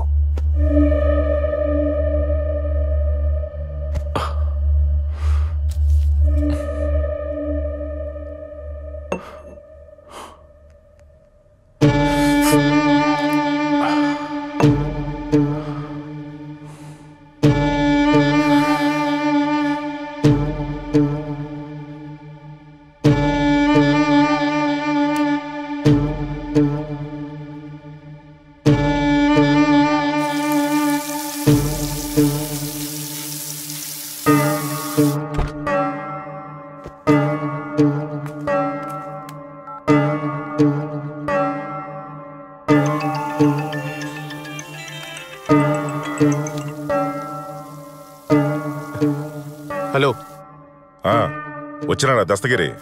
ఇంకా రాలేదు. ఇక్కడంతా బాగానే ఉంటుంది. చెప్పాను కదా, నేను అన్నీ చూసుకుంటాను. మళ్ళీ మళ్ళీ ఫోన్ చేసావంటే వాడికన్నా ముందు నిన్నేసేస్తా. గమ్మునాడిని ఏడుకు తీసుకురా. అది కాదు సునీల్, ఆ మాట పూర్తిగా వినకుండా కట్ చేసినాడే.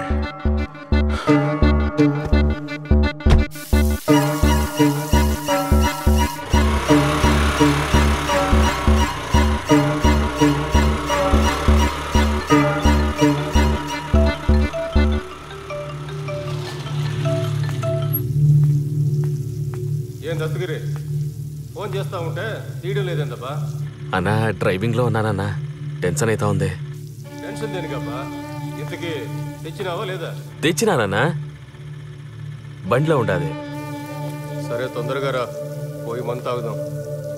సరే అన్నా, వస్తాను. వీడేంటి ఇక్కడ? మళ్ళీ ఏ ఇంటి చుట్టే తిరుగుతూ ఉంటాడు? మొన్న వచ్చినప్పుడు కుక్క చచ్చిపోయింది. వీళ్ళంతా మళ్ళీ తిరుగుతున్నారంటే ఇంకేం ఘోరం జరగబోతాండాదో. ఈ విషయం అయ్యగారికి చెప్పాలి. ఆయన్ని ఎలాగైనా ఒప్పించి హైదరాబాద్కి పంపించాలి. అంత రెడీగా ఉండదన్నా, ఆ వివేక్ రావడమే ఆలస్యం.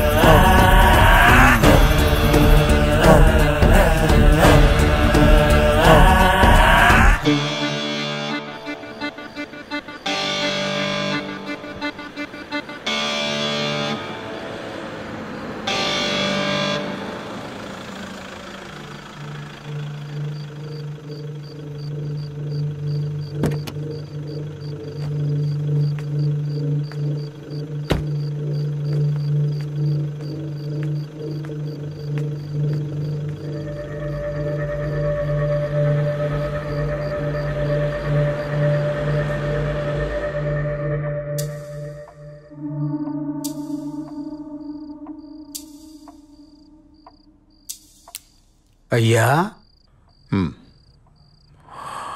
డ్రైవర్ని పిలిపించి హైదరాబాద్కి వెళ్ళిపోండి అయ్యా. ఏమైందిరా? అయ్యా, మన కుక్క చనిపోయిండది కదా, అది మంచి శకునం కాదు. ఇంట్లో ఏడ చూసినా భయం వేస్తుంది. పైగా అమ్మగారు, వాచ్మెన్ ఎవరూ లేరు. మీరు కూడా హైదరాబాద్ వెళ్ళిపోండి అయ్యా. ఈ ఒక్కసారి నేను చెప్పేది వినండి అయ్యా. నాకెందుకో మనసంతా కీడు శంకిస్తా ఉండాది. కుక్క పోయిందని నాకు బాధగానే ఉండాదిరా.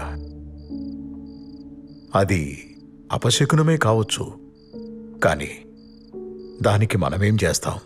అది కాదయ్యా, నా మాట విని హైదరాబాద్కి వెళ్ళిపోండి అయ్యా.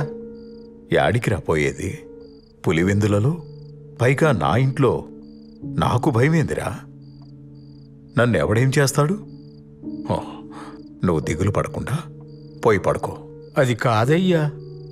నువ్వు వెళ్ళి పడుకోరా, నేను చూసుకుంటానుగా. రంగయ్య. అయ్యా. ఆ తలుపు తెరిచిపెట్టుండు, గంగిరెడ్డి వస్తా అన్నాడు. గంగిరెడ్డా? ఇప్పుడా? ఈ టైంలో గంగిరెడ్డితో పనేందయ్యా?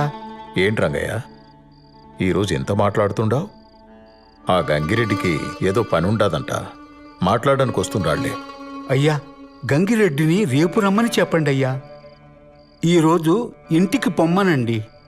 నువ్వు ఆలోచించకుండా తలుపు తెరిచిపెట్టి వెళ్ళి పడుకో. నాకేం భయం లేదులే, నేను చూసుకుంటానని చెప్తా ఉండా కదా. పో. సరేనయ్యా.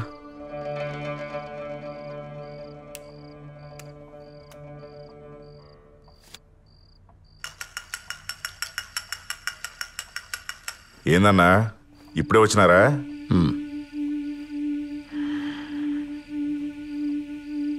కూర్చో. ఏంది గంగిరెడ్డి, అర్జెంటుగా మాట్లాడాలన్నావు? చెప్తానన్నా.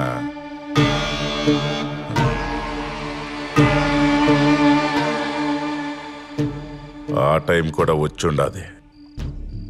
దేని గురించి మాట్లాడాలి గంగిరెడ్డి? మీ గురించే బాధపడతాండన్నా. నా గురించా? నా గురించి ఎందుకు రెడ్డి? పాపం, ఇంట్లో నువ్వు ఒక్కడివే ఉండవు, కనీసం సెక్యూరిటీ కూడా పెట్టుకోలేదే. కాస్త జాగ్రత్తగా ఉండబాళ్ళా? ఎప్పుడేం జరుగుతుందో చెప్పలేం కదన్నా. నాకు సెక్యూరిటీ దేనికి రెడ్డి? నాకు ఆపద తలపెట్టే ధైర్యం ఎవడుకుండాది పులివెందుల్లో? అది కరెక్టే అన్న. మీరు పొద్దున్నుంచి క్యాంపెయిన్ చేసి చేసి అలసిపోయి ఉంటారు. మీరు పోయి స్నానం అది చేసి రండి. నేను ఏడ్నే ఉంటాను, తర్వాత మాట్లాడుకుందాం. సరే, ఏడ్నే ఉండు, వస్తాను.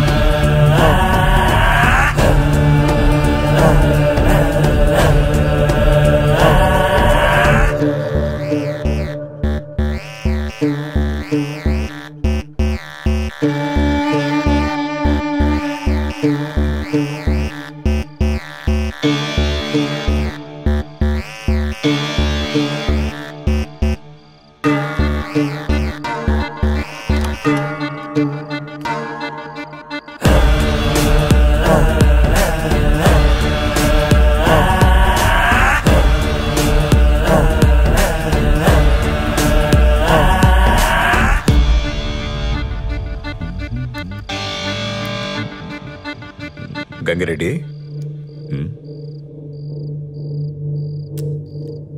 ఈ టైంలో వీళ్ళేంటి ఇక్కడ? అదేనా, ఆ బెంగళూరు సెటిల్మెంట్ గురించి మాట్లాడదామని వచ్చుంటారులే. మీరే కంగారు పడకండి అన్నా, అంతా నేను చెప్తాలే కానీ మీరు వచ్చి కూర్చోండి అన్నా. ఆ సెటిల్మెంట్ పంచాయతీ ఎప్పుడూ అయిపోయింది కదా.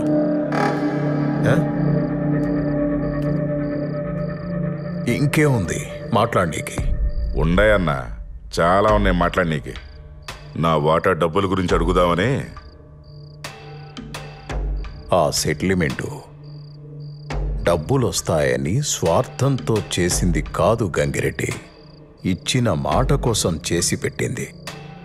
దాని నుండి ఒక్క పైసా కూడా నేను ఆశించలేదబ్బా. మరి నీకెందుకు ఇలాంటి దుర్బుద్ధి పుట్టిందో తెలియడం లేదు. అవును, నేను దుర్మార్గుడినే, నాకు నా డబ్బు కావాల్సిందే.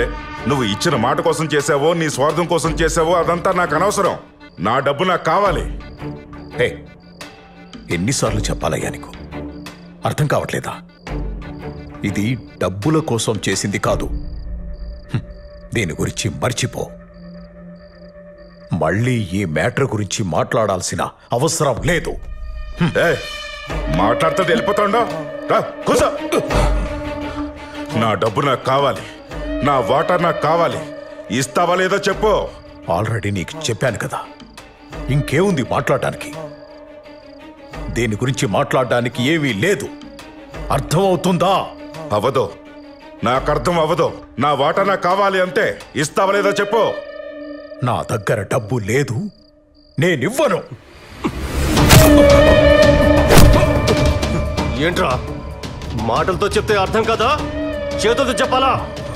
నువ్వు సెటిల్మెంట్ ని డబ్బు కోసం చేసావో దేనికోసం చేసావో మాకు తెలుసు. మా డబ్బు మాకు కావాలి. ఇస్తావా లేదా? సునీల్, వాణ్ణి అంత టార్చర్ పెట్టాల్సిన అవసరం లేదు. ఆడికి ఆల్రెడీ స్టంట్ వేశారు. కిందికి లాగి గుండె మీద 2 గుద్దు. ఊపిరి అలాగే ఆగిపోతుంది.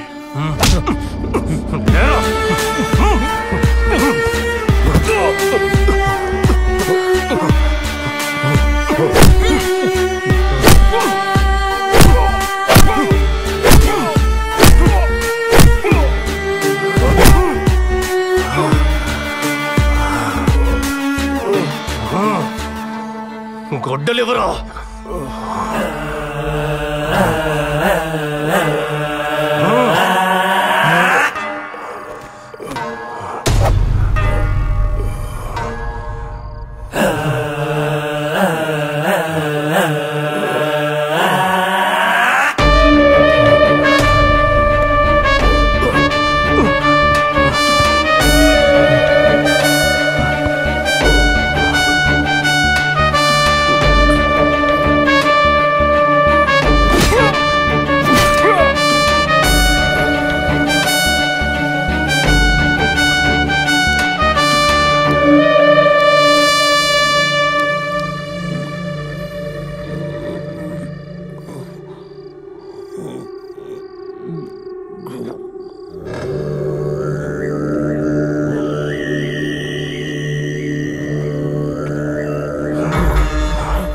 రేయ్, రాయిరా.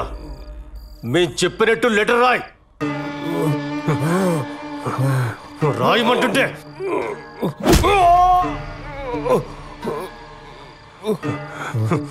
రాయే. నేను నా డ్రైవర్ ప్రసాద్ని త్వరగా డ్యూటీకి రమ్మని చెప్పిండానని, వాడు వచ్చి నన్ను ఇలా కొట్టినాడు. వాణ్ణి మాత్రం వదలొద్దు. నేను చాలా కష్టపడి ఈ లెటర్ రాస్తా ఉన్నాను. ఇట్లు వివేక.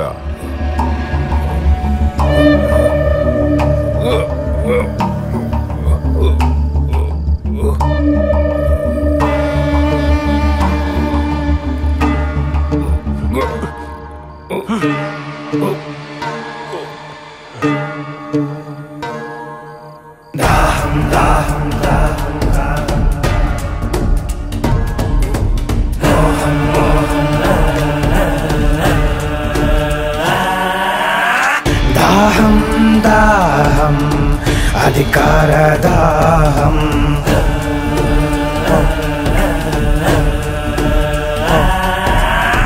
మోహం మోహం కుర్చీ మీద మోహం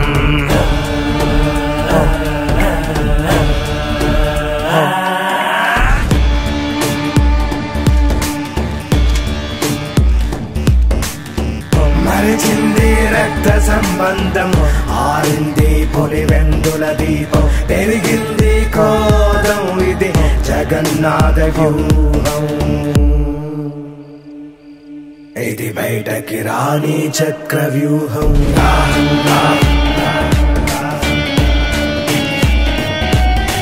మోహం మోహం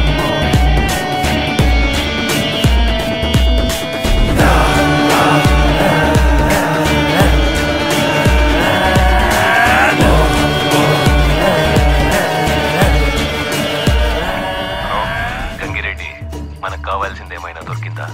అదే పని మీద ఉన్నాను నాష్. దొరకగానే చెప్తాను. ఆ ముసలోడి ఊపిరి ఆరిందా? వాళ్ళు అదే పని మీద ఉంటారు. పని అయినాక కాల్ చేయండి. ఓకే.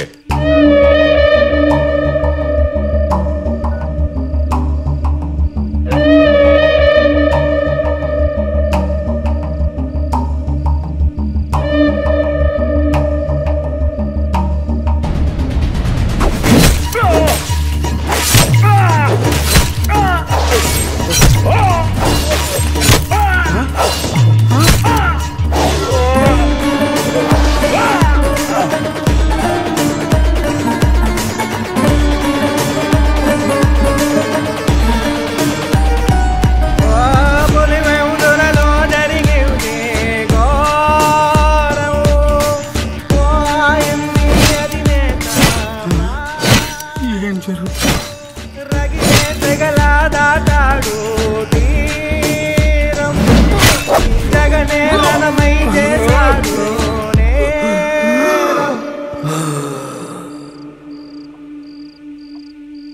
పైన ఏం జరుగుతుందో ఏమిటో నేనేం చేయాలో అర్థం కావట్లేదు.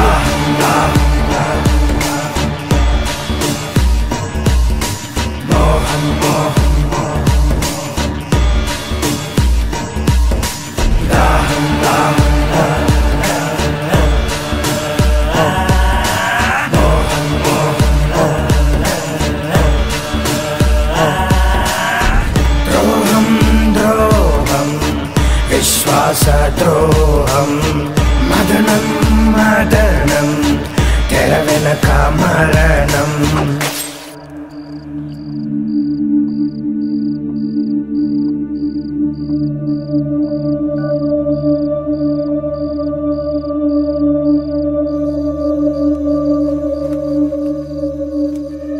యో అయ్యా ఇట్ట చూడు, ఈ విషయం ఎవరికి చెప్పకు. దీని వెనకన చాలా పెద్ద తలకాయలు ఉన్నాయి. యో ఎవరికైనా చెప్పినావనుకో నీ పని అయిపోతుంది. ఇప్పుడు నన్ను ఏం చేయమంటారయ్యా? నువ్వేం చేయాల్సింది లేదు. నీకేమీ తెలియనట్టుగానే ఉండు. పొరపాటున నోరు జారావో నీ ప్రాణం పోతుంది. అర్థమైందా? అట్టగనయ్యా. అయ్యో దేవుడా.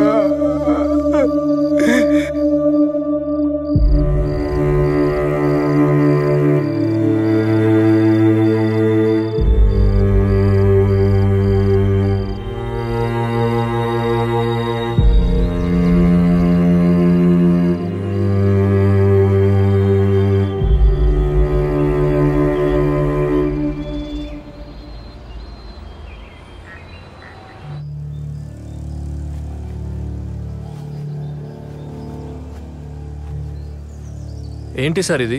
ప్రొసీజర్ ఫాలో చేయట్లేదు. ఇలా అయితే ఎవిడెన్స్ మొత్తం పాడైపోతుంది. ఇప్పుడు క్లీన్ చేయొద్దు సార్, ప్రొసీజర్ ఫాలో అవుదాం. ముందు నువ్వు కామ్గా ఉండు, మిగతావన్నీ నేను చూసుకుంటాను. అలా కాదు సార్, ఇలా చేస్తే ఆధారాలు పోతాయి. దయచేసి నా మాట వినండి.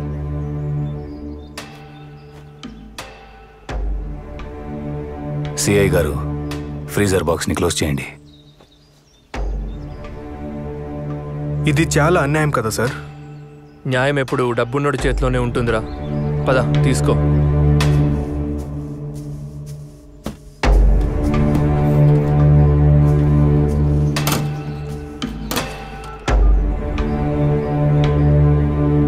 అన్నా, బాబాయ్కి హార్ట్ అటాక్ అయింది. బాత్రూంలో పడి తల తగిలి రక్తం పోయి చనిపోయాడని సునీతకు అప్డేట్ చేశాం. అన్నా, ఇక్కడంతా సేఫ్. బాడీ మొత్తం పూలతో కప్పేసి స్టిచ్చింగ్ చేసేసాం. ఫ్రీజర్ కూడా తెప్పించుండాం. నువ్వు తొందరగా వస్తే క్రిమేషన్ చేయించిద్దాం. నాకిడ చిన్న పనుండది, చూసుకుని బయలుదేరుతాను. సరే అన్నా. ఈ లోపు నువ్వు అక్కడంతా జాగ్రత్తగా చూసుకో.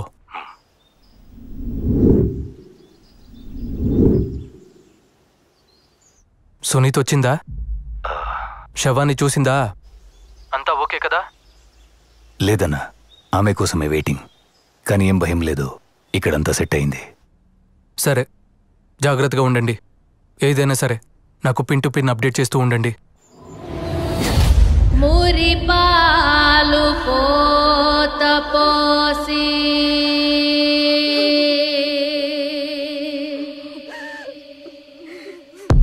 కనుపా.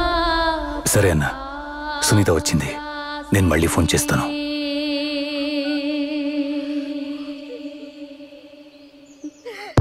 కాలు కందిపోకుండా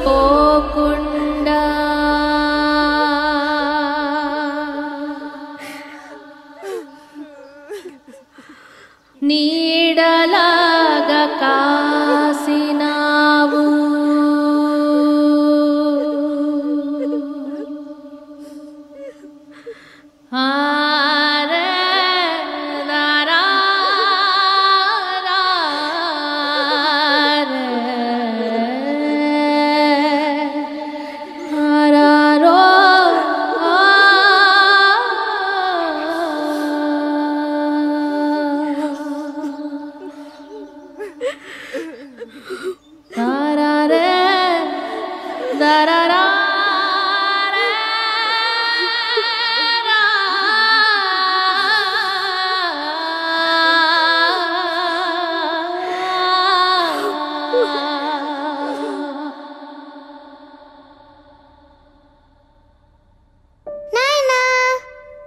నాయనా ఈసారి కూడా జిల్లా స్థాయి రేస్ కాంపిటీషన్లో నేనే ఫస్ట్ వచ్చాను.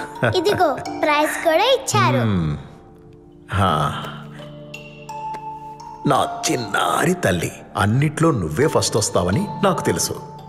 ఇంతకీ నువ్వు పెద్ద అయినాక ఏమవ్వాలనుకుంటున్నావు తల్లి? నేను కూడా పెద్ద నాయనలాగే 5 రూపాయల డాక్టర్ అవుతాను నాయనా. పెద్ద నాయనలాగా అందరినీ బాగా చూసుకుంటాను. అయితే నన్ను కూడా బాగా చూసుకుంటావు కదా? నిన్నైతే పక్కనే ఉండి బాగా చూసుకుంటా నాయనా.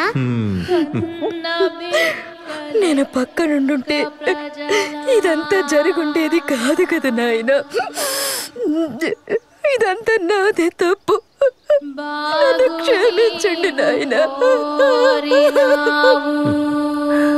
నా బంగారు తల్లి. వివేకాలు పంచే నాయనా,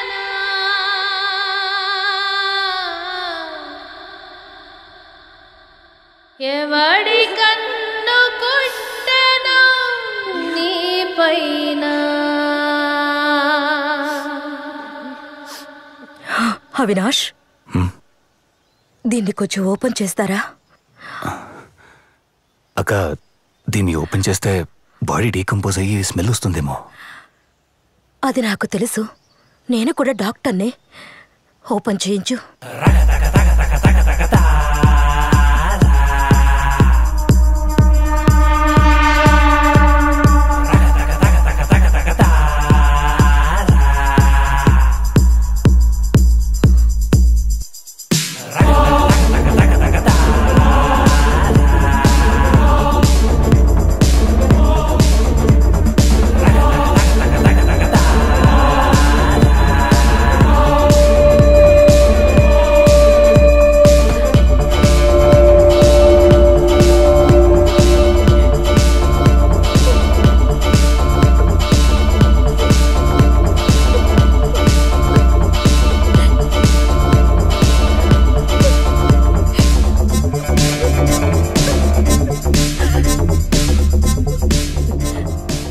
అవినాష్,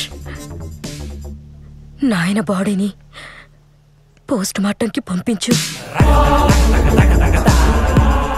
ఎందుకక్క చచ్చిన మనిషిని మళ్ళీ చంపడం? పోస్ట్ మార్టం అంటే బాడీని చీల్చి చండాలం చేస్తారు. బాబాయ్ని ఇలాగే ప్రశాంతంగా పంపించేద్దాం. పోస్ట్ మార్టం అంతా వద్దనుకుంటా. అవినాష్, చెప్పింది చెయ్యి.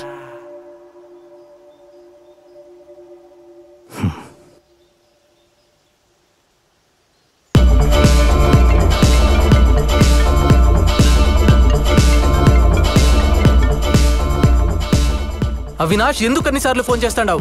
నేను చెప్పాను కదా, నాకు కొంచెం పని ఉండాది, చూసుకొని వస్తానని. అది కాదన్నా, సునీత పోస్ట్ మార్టం చేయాలంటుంది. కేసు ఫైల్ చేపిస్తోంది. ఏం చేయాలో తెలియట్లేదు. సరే, నేను వస్తాను. ఈలోగా నువ్వు సిచ్యువేషన్ మన చెయ్యి దాటకుండా చూసుకో చాలు. సరే అన్నా. స్పీచ్ వచ్చిండదా లేదా? ఇంకా ఎంతసేపు? అక్కడ కొంపలు మునిగిపోతాండాయి. వచ్చిండది. ప్రజల నుంచి సానుభూతి పొందేందుకు బాబాయ్ హత్యని రాజకీయంగా వాడుకున్నాడు.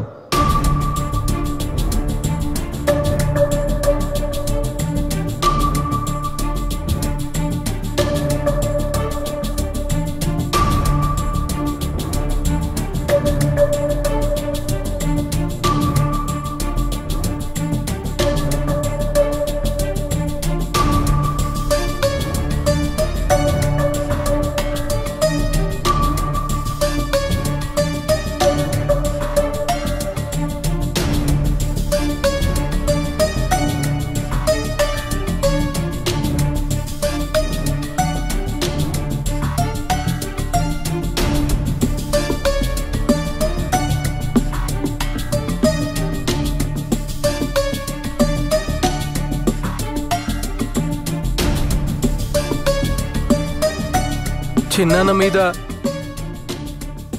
జరిగిన ఈ ఘటన నిజంగా అత్యంత దారుణమైన, రాజకీయంగా అత్యంత నీచమైన చర్య ఇది.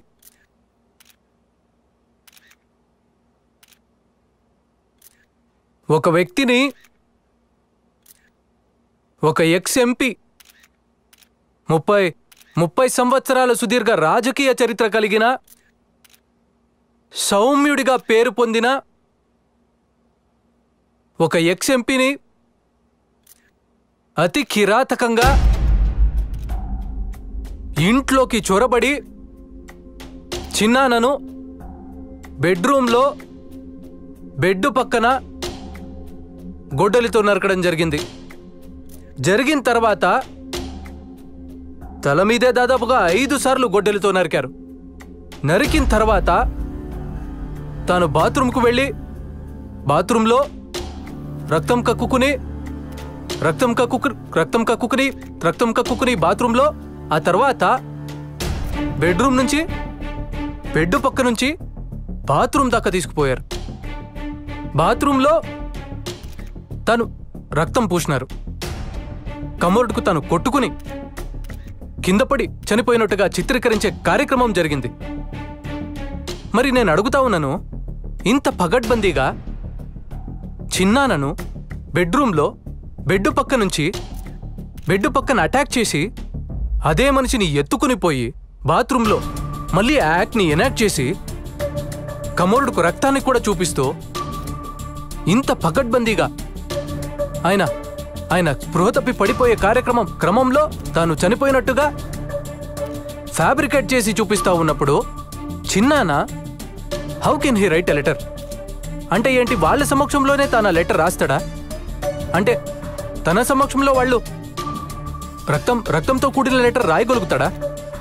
తన సమక్షంలో వాళ్ళు చంపించే హంతకుల సమక్షంలోనే తాను లెటర్ రాస్తూ ఉంటే ఆ హంతకులు చూస్తూ ఊరుకుంటారా? అంటే దాని అర్థం ఏంటి అనంటే ఆ లెటర్ కూడా ఫ్యాబ్రికేటెడ్ లెటరే అని. ఒక లెటర్ని కూడా ఫ్యాబ్రికేట్ చేసి పోలీసులు చూపిస్తున్నారు అనంటే, ఒక డ్రైవర్ మీద నేరాన్ని నెడుతూ పోలీసులు ఒక ఫ్యాబ్రికేటెడ్ లెటర్ని కూడా చూపిస్తున్నారు అనంటే టోటల్గా ఈ వ్యవహారం అంతా కాన్స్పిరసీ తీరు నుంచి పక్కకు పోయి ఒక ఎక్స్ ఎంపీని అత్యంత దారుణంగా చంపారన్న విషయం మీద నుంచి పక్కకు పోయి ఒక సౌమ్యుణ్ణి అన్యాయంగా చంపినారన్న అంశం మీద నుంచి పక్కకు పోయి టోటల్గా ఈ విషయాన్ని వేరే పద్ధతులకి తీసుకెళ్లే కార్యక్రమం దగ్గరుండి జరుగుతూ ఉంది అక్కడ. అందుకనే నేను గట్టిగా డిమాండ్ చేస్తా ఉన్నాను, we want a CBI enquiry. ఆ రోజుల్లో నాన్న ప్రతిపక్ష నాయకుడిగా ఉన్నప్పుడు రాజారెడ్డిగా అబ్బన్ చంపినప్పుడు చంద్రబాబు నాయుడే, నాన్నగారు ప్రతిపక్షంలో ఉన్నప్పుడు రాజారెడ్డిగా అబ్బన్ చంపినప్పుడు చంద్రబాబు నాయుడే, మళ్ళా నాన్నగారు హెలికాప్టర్ క్రాష్ లో చనిపోయినప్పుడు అసెంబ్లీలో అన్న మాటలు చంద్రబాబు నాయుడు గారే, నాన్నగారు హెలికాప్టర్ నా మీద దాడి జరిగినప్పుడు చంద్రబాబు నాయుడు గారే ముఖ్యమంత్రిగా ఉన్న వ్యక్తి, నా మీద దాడి జరిగినప్పుడు చంద్రబాబు నాయుడు గారే ముఖ్యమంత్రిగా ఉన్న వ్యక్తి. ఇవాళ చిన్నాయన మీద దాడి జరిగిన నేపథ్యంలో ముఖ్యమంత్రిగా ఉన్న వ్యక్తి మళ్ళీ చంద్రబాబు నాయుడే. మళ్ళీ ఇవాళ చిన్నాయన మీద దాడి జరిగిన నేపథ్యంలో ముఖ్యమంత్రిగా ఉన్న వ్యక్తి మళ్ళీ చంద్రబాబు నాయుడు గారే. ఇలా ఎటు చూసినా కూడా కాన్స్పిరసీ తీరే కనిపిస్తా ఉంది. అందుకనే మేము గట్టిగా డిమాండ్ చేస్తా ఉన్నాము, we want a CBI enquiry. CBI enquiry చేయిస్తేనే ఈ రాష్ట్ర ప్రభుత్వ అధికారులు చంద్రబాబు నాయుడు గారికి రిపోర్ట్ చేసే పరిస్థితి నుంచి పక్కకు పోయి, ఎప్పుడైతే రాష్ట్ర ప్రభుత్వ అధికారులు ఎంక్వైరీని చంద్రబాబు నాయుడు గారికి రిపోర్ట్ చేయని పరిస్థితి ఏర్పడుతుందో అప్పుడే ఖచ్చితంగా న్యాయం అనేది జరుగుతుంది. ఎక్కడ చూసినా కూడా కాన్స్పిరసీ థియరీ కనిపిస్తా ఉంది. సిబిఐ ఎంక్వైరీ చేస్తేనే రాష్ట్ర ప్రభుత్వ అధికారుల చేతిలో నుంచి ఈ ఎంక్వైరీ చంద్రబాబు నాయుడు గారికి రిపోర్ట్ చేసే పరిస్థితి నుంచి బయటికి పోయి, ఎప్పుడైతే చంద్రబాబు నాయుడు గారికి రిపోర్ట్ చేసే పరిస్థితి నుంచి ఇండిపెండెంట్ గా ఎంక్వైరీ చేసే పరిస్థితి ఎప్పుడైతే వస్తుందో అప్పుడే న్యాయం అనేది ఖచ్చితంగా జరుగుతుంది. సో అందుకనే నిజాలు బయటికి రావాలి, చేసిన వాళ్ళు ఎవరైనా కూడా వాళ్ళ మూలాలు తెలియాలి. అందుకనే వి డిమాండింగ్ ఎ సిబిఐ ఎంక్వైరీ. ఈ సిబిఐ ఎంక్వైరీ కోసం we will represent to everybody whomsoever needs to be represented. So we are demanding a CBI inquiry. The CBI inquiry kosam we will represent to everybody whomsoever needs to be represented.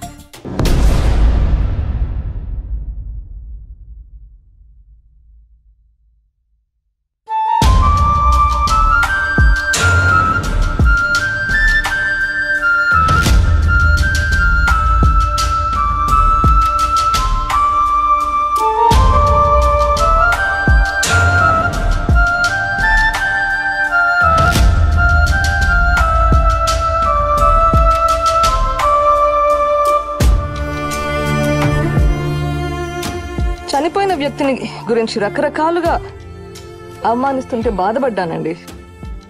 కూతురిగా మరింత కుంగించినాను.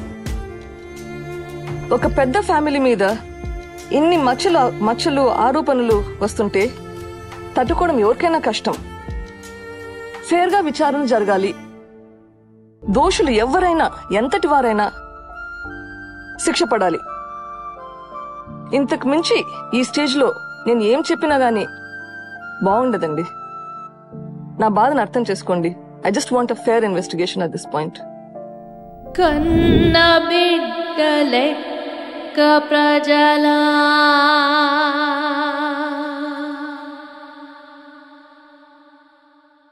బాగు నీవు కోరినావు,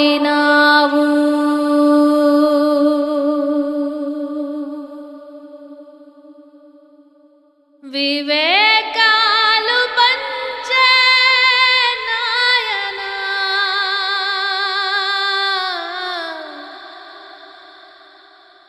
ఎవడి కన్ను కుట్టెను నీ పైన